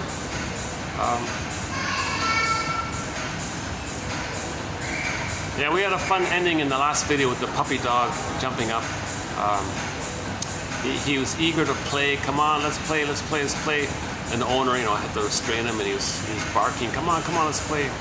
I could see how eager he was to. He was just a puppy. He just wanted to run and play and all this.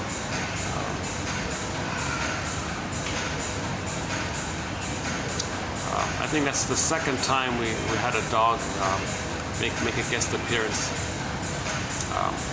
Usually there's a stray cat, a few swans. Oh yeah, we got some herons and blue jays and crows and bumblebees and mosquitoes. We have a few guest appearances from nature. Let's see, any final thoughts here?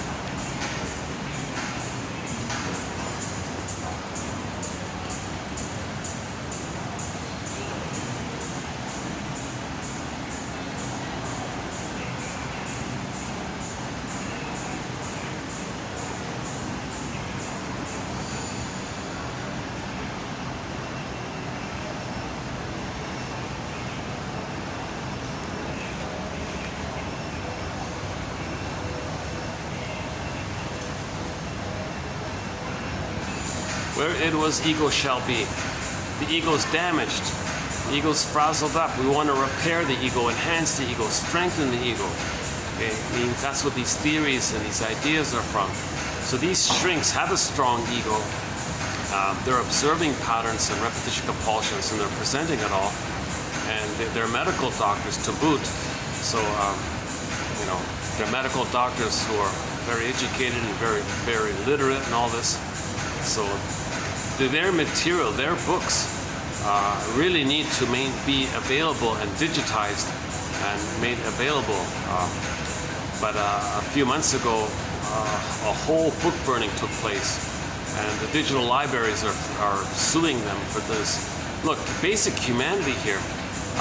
Don't burn these books. Come on here. Because you're going to make it impossible. Because actually, they could disappear, because a lot of printed books, they're unavailable now. Or if you can find one, it's a ridiculous price kind of thing. So we need these things to be digitized like this. So luckily, once again, as I was saying, I think I've managed to save a lot of thousands of excellent quotes, which are very hard to find now. Plus, the unique thing is we got a very good thread, psychologically minded TV show and film quotes, like Harry's Law being the most recent one. So once again, go to 2852. You'll get the exact wording of the exercise. It's a question: which is worse? Which is worse, to realize that you're no longer who you were, meaning the gifts you had kind of wore out, you don't have that anymore, oh my God. Or to realize that you still are what you always were.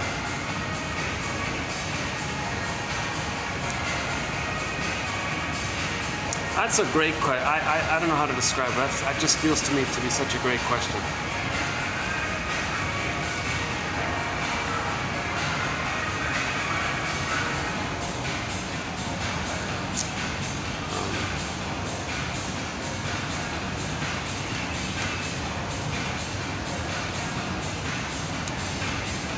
Okay, yeah, Barbara Wood, yeah, so stay tuned. And the next two videos will be done. Will be on the work of Miss Wood here. She's rare. She's teaching psychoanalysis a little bit in her self-help book, a little bit. Now, unfortunately, she also is sort of a follower of Mr. Kohut. She's also sort of in that camp a little bit. So that's sort of the disappointing side of her. Although she does acknowledge Fairbairn and the other guys a little bit. But she leans on Mr. Kohut, like Lucy Holmes. This is nonsense. Object relations people say, no, you don't. So Mr. Kohut has a model called so-called self-psychology, that people with a narcissism don't have a self anymore because they weren't mirrored. So let's do that. Let's mirror them, like Miss Holmes is saying. So her exercise is called joining, and making them feel that you feel what they feel, that you're one. You're sympathetic, you're totally one. You're glued at the hips, you're psychologically the same. So the client said, the weather's terrible. He says, oh yes, the weather's terrible. Really? You think so too? I feel so too. You're right, it is. And she's meant to like really feel it and believe it, but she can't. Now, if she's lying and the guy freaks out, you're lying, you're BSing me, okay, then maybe her justification is he's starting to see the separation, that they can't be one. That's her argument like this. It's what a mess. Forget all that stuff. Forget about that. Okay. Masterson is on track. It's called mirroring interpretation of narcissistic vulnerability. It's way more respectful. It's way more accurate. It's way more analytic, right? So, for example, he said to a fellow once, so the client with narcissism has a paucity of inner experiences. He feels pain to focus on himself, to make an I statement, to free associate. He can't free associate. He can't ride the broccoli raft inside out too. He can't make an I statement. He can't tell you what he feels or needs, or can't tell you how he felt about childhood. He can't do any of this inner stuff. He can't look inward. Everything's outward all the time. Blaming outwardly, others are no good, others are fault, the world isn't wrong. So Masterson said, it's so painful for you to focus on yourself. So what you do to soothe yourself is to blame the world. Okay, how do you argue with that? Another variation, it's so painful for you to focus on yourself. So what you do to soothe yourself is to blame me. And what do I have to do with it? So there's like a little bridge like that. You see, so you flattered his narcissism because he soothed himself. You soothe yourself, so you're flattering his narcissism that he's a little god, he's a magic man, he can do it, he does everything. You soothe yourself. Oh, I did it. Oh, okay.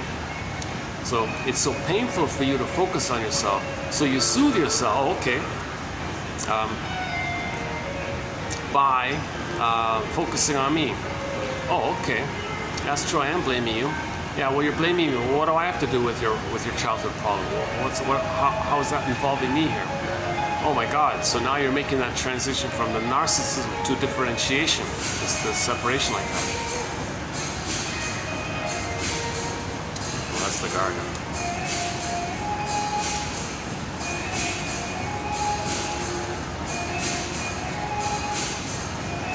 It's pretty much a given when I sit down somewhere, a guard's going to walk by a few minutes later.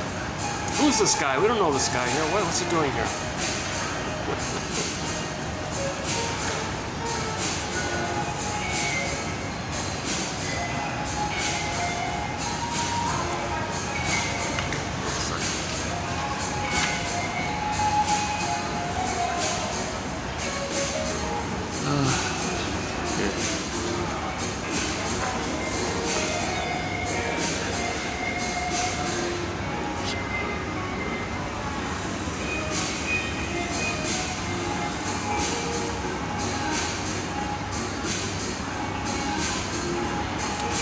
Yeah, so back to the true self. There is for each person a true self that under favorable conditions will unfold and assert itself by forming. So we're born with a true self. If there's a secure attachment style, that means favorable conditions. The mother's loving the baby. He'll get his gifts. He'll get his embodiment. He'll have his native gifts. Where conditions are so unfavorable as to pose a threat to the existence of this core self, it'll be defensively submerged into the forest within the psyche, safe from harm. Under these circumstances, a false self will arise to do business with the world at large. The concept of a defensively conceived false self can be used to expand their understanding of what's going on. Okay, the true self, when it feels threatened by the mother or the father, whenever, if the baby's authentic self feels threatened, it's going to retreat to a hiding place. Okay, that's a Rapunzel in the forest in the tower, hiding like that. Okay. So you're unaware. Now the false self arises to carry on conscious transactions with the external world. Right? So with the false self, we can drive a car and get 10 PhDs, right? And this provides the true self with the camouflage it needs. So that's the camouflage. It's the mask. The camouflage, the false self, the persona, the mask. Although the false self may contain many socially valued elements and may realize a certain degree of success in the world, it never feels real. You don't feel real, you feel unreal. It's a fake, right? Although there are many benefits, but you still feel fake. You feel empty and hollow inside. So the creation of the false self also interferes, and it goes on. All right. And the added point was, if you want to realize your individuality, your authenticity, you got to get back your true self, which he calls the heart of the self, the true self. So one guy calls the true self, the authentic self, the feeling self, the ontological self. I feel there for him self. He calls it the heart of the self, the lost heart of the self. We got to get it back. Yeah, okay.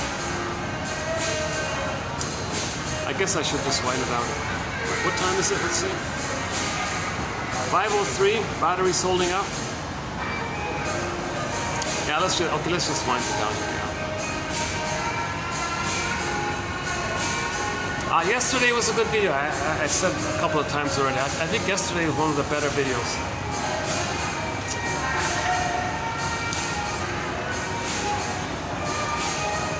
Yeah, I'm gonna go. I'm gonna go there again. Yeah, for sure.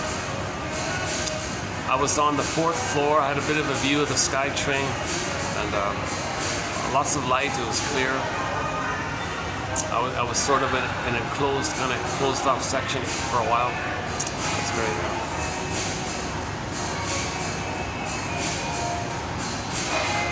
Yeah, this area, this kind of section has a different vibe altogether. Right?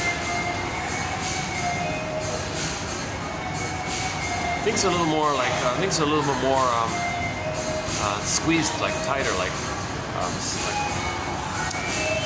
there's smaller, there's more crammed in, so to speak.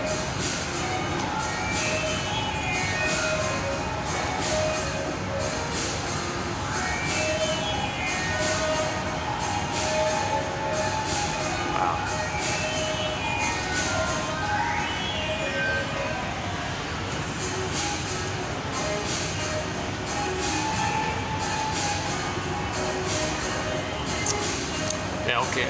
Any final thoughts here?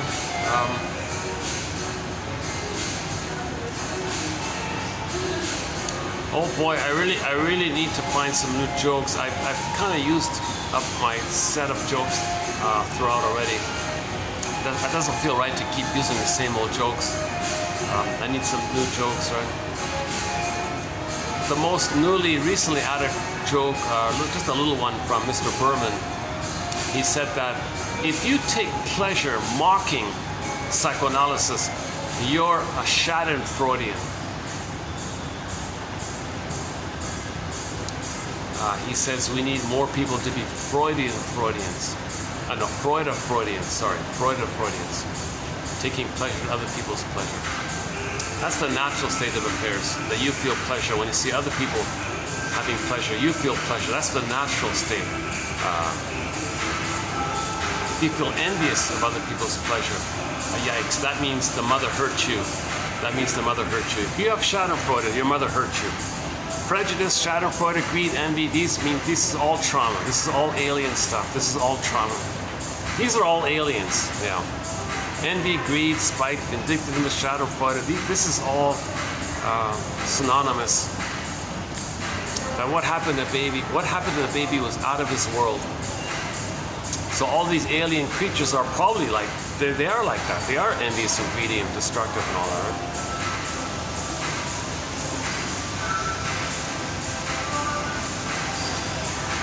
So the key point in today's video is babies need mirroring. Okay? Meaning the baby looks in the mother's eyes and the baby sees that if the mother accepts him, because of the fusion, he can accept himself, then he accepts himself. If he looks into the mother's eyes, the mother rejects him, he internalizes that, wires it in, he rejects himself. That's called the inner critic. He'll go through life criticizing himself. And he may project that inner critic onto everybody because everybody criticizes him. And he criticizes himself. And then he creates it with his behavior like that. One example was Karen Horney. She talked about her inner critic. And she was giving a lecture, she said. And she projected her inner critic onto the audience. And thought everybody in the audience is criticizing her. So she said, I'm going to rebel against this. Because of that attitude, she did a poor job. And then later on, felt that she recreated that she's no good because she did a bad job. Because she projected the inner critic onto the audience. She calls it the tyranny of the shoulds, her slogan for it, her line for it. Right? So how the mother treats the baby, because of the fusion, the baby's brain is malleable. He's laying down the circuitry during that time. So if the mother soothes him, the wiring and the memory set in, he can soothe himself naturally, organically. He can soothe himself. It's a part of him. The jargon is the soothing interject, the holding interject, the internalized good object, whatever. The mother criticizes him. How does he soothe himself? Okay, he's going to be a binge eater, smoker, drinker, manic behavior, distracting, spend his time shaming others, mocking others, Schadenfreude, manic behavior, These are all defense mechanisms to get away from the pain, to distract you from the pain. Psychosomatic symptoms also are involved in this area.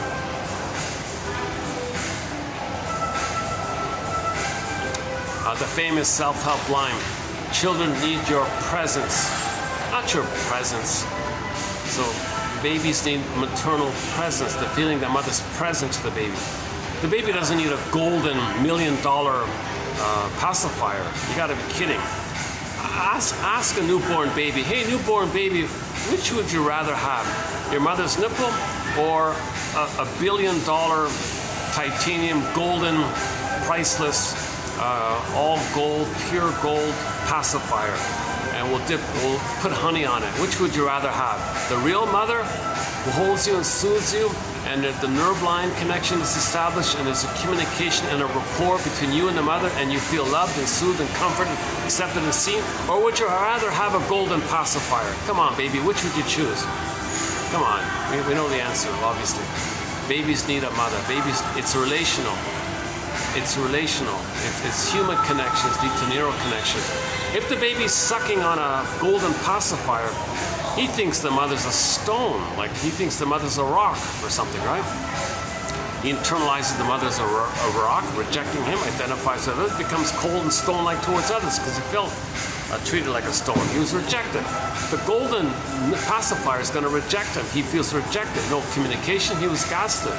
He couldn't communicate. There was no rapport. There was no back and forth. There was no communication. The plastic, the golden pacifier can't say, I see you. It doesn't work. Human connections lead to neural connections. If the human connection is missing, okay, he feels empty and so on. So he takes refuge. He takes refuge in that once upon a time place that in the uterus, he had a blissful time, one with the human mother, even though he didn't know it. And in that place, he thought he was a little god, a solipsistic, and he chases that. Karen Horney's phrase is that's the search for glory, that pathological kind of glory. So to maintain it, to get that, he's got to treat others, reject others the way his mother rejected him. Then he feels narcissistic delight, whatever you want to call it. Neurotic pride, neurotic glory, whatever you want to call it.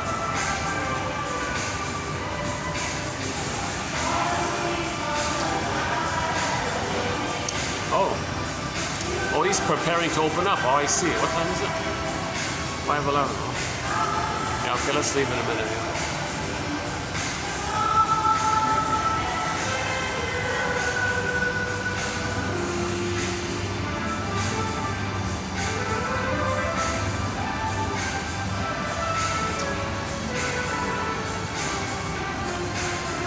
Yeah, in Harry's Law, there was a scene where the lawyer was trying to get money for an obese woman.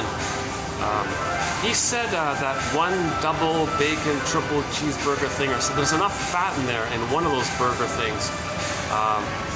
It's the fat in there is as much fat as a person needs for a whole week.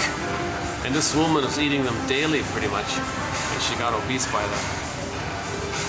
Now, that was a funny episode, actually, a little bit funny. Where they were suing Big Junk Food Alley, they called it.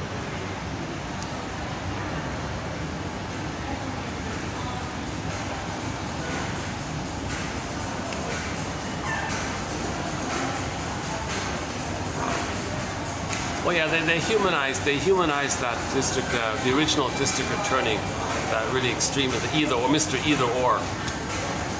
So he had an extreme sense of either or, perfect or everything or nothing kind of thing. He was an extremist, like he couldn't do compromise or middle ground or see the complexity of the humanist. Either or. He had this impulsive, extreme either or attitude. And because of that, he was considered fanatic and zealous, and he lost all the time because of that. So finally, he had a nervous breakdown and all this. And I noticed they did another episode with him, showing him in a human way, in a more human way. So they showed him as a hero to compensate for the other side of it all. So they gave an episode where they humanized the guy. Yeah, interesting episode. Yeah.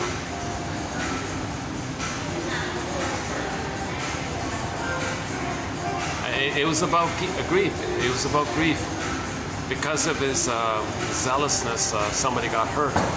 And 7 years later, he was put back in the same situation, and he tried every way imaginable to correct the past. But he was willing to sacrifice himself and make all these mistakes in that effort. So it was highly emotional. So what do you do in that case? Do you include that as a factor? Of course you do, right? So he was okay in that case.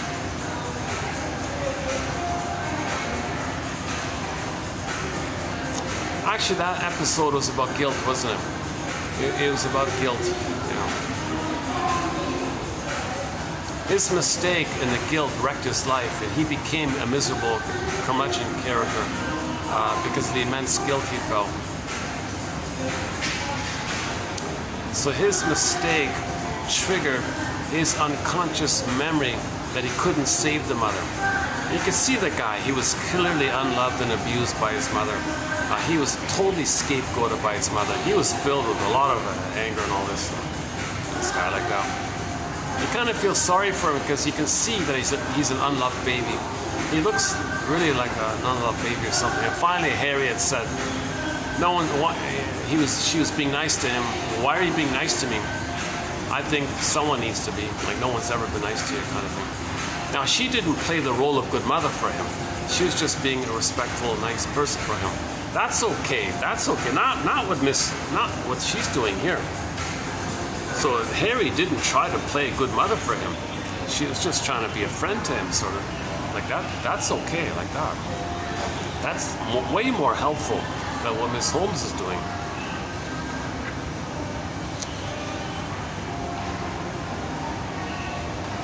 I have a hard time. I have a really hard time imagining.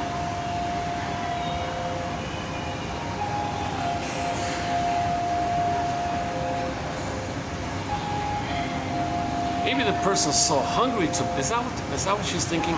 Maybe the person who was never seen and loved by his mother. Maybe they'll put it aside. Oh, really? You agree? You think so too? You feel the same way? Really? Really? We're the same? We're one like that? Maybe they want to believe it. They need to believe it. That's not going to work. That's going to work. He's just gonna get some brain chemistry, and then it doesn't change psychic structure. She's functioning like a religious person or something. Actually, I think Miss Holmes is functioning like a pastor or something. She's functioning like that. I don't think she's not being a psychoanalyst. I don't think she calls herself an analyst, but she's acting like a religious figure. I don't think it works. So once again, I decided to include it. A, because there's a dearth of material about how do we treat narcissism, but at least this quote tells you what not to do. So every no supports another yes, right? Somebody said, yeah, when you say no to something, you're saying yes to something else. So when we say no to her nonsense, we're saying yes to psychoanalysis, right? Proper psychoanalysis, meaning object relations theory. So if we're saying no to Mr. Spotnitz and company, we're saying yes to Masterson and company, put it that way.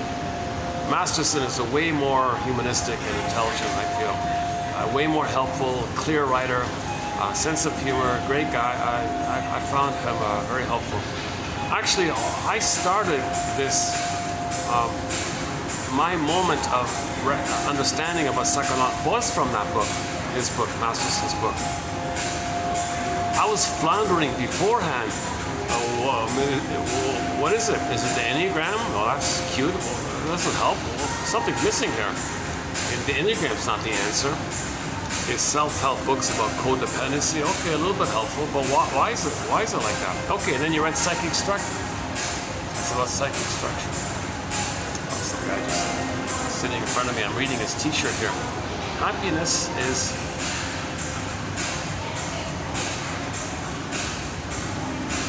Strange. Oh, it's an advertisement for a shop. Oh, okay. Happiness is the name of what this man's shop sells. Put it that way. All of the happiness for which you pray is 100 tears away, sings Vonda Shepard. How are we doing again? 5 something, right? 518. 518. Battery's holding up.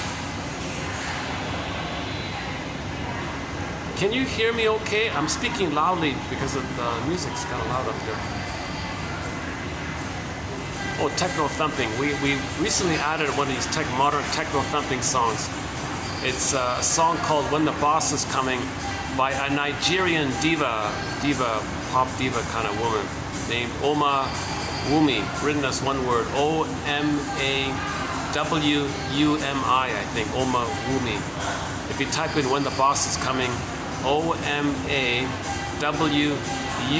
it's hard to find, it doesn't show up when you search, it doesn't come up when you search for it. You got to type it specifically, O-M-A-W-U-M as in Mary, I, and then When the Boss Is Coming, it should show up. She's from Nigeria. It's a fun pop, it's a good fun techno thumping kind of song. That's the first song of that type that we have on our soundtrack. It's funny I mentioned about the Koni. I haven't mentioned this about Koni Hatch in almost 3 years, right? Yeah. Monkey bars. When are we going to realize that we've already climbed down from the trees? Come on, people. Eek, eek. Even he mocks us and makes fun of us. Come on, people. You've already came down from the trees here. Come on, people. When are you going to realize you've evolved? It took you millions and millions of years to climb down from the trees and become a hominid. You became a hominid. And finally you grew the cortex. It took a million years to grow the cortex. Come on. We're way, way beyond the trees. Come on. Let the monkeys have the trees. We're on the land here. But we're acting like we're still in the trees, he said. So it's a funny, it's a cynical, funny song. Sarcastic, a little bit sarcastic, funny song, I don't know.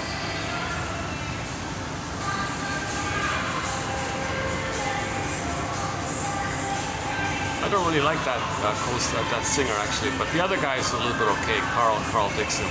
Oh my God, what a story of his! My goodness, he's got an incredible story about surviving. See, in Canada, people drive on the right-hand side of the road. He went to a place where people drove on the left-hand side, so he was driving there and forgot about that. And he was driving on the wrong side of the road, head-on collision with the truck, and his car smashed and he survived. He's okay. So miraculously, he survived it.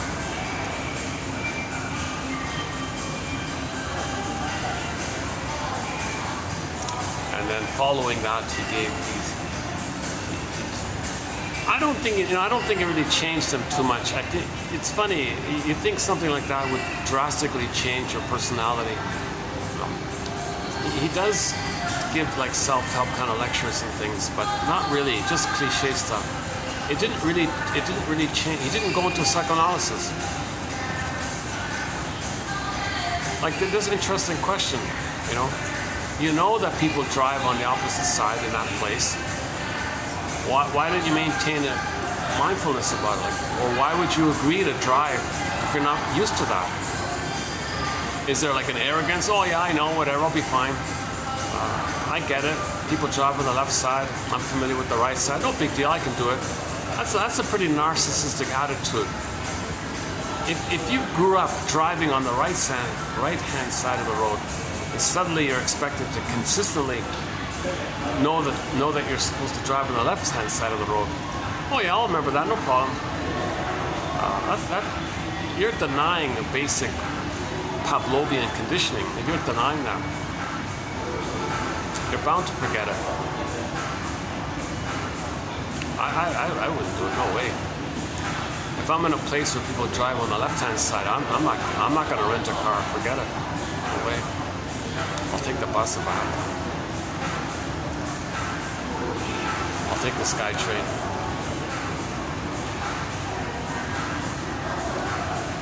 Speaking of sky trains, maybe I should get out, right?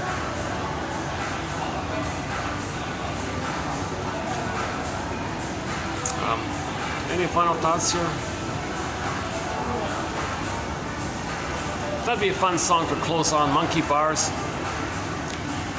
So just imagine Monkey Bars playing in the background here. Bum, bum, dun, dun, dun, dun, dun, dun. We are living in the Monkey Bars. I forgot the lyrics. So imagine that's playing. It's a kind of an upbeat rock song.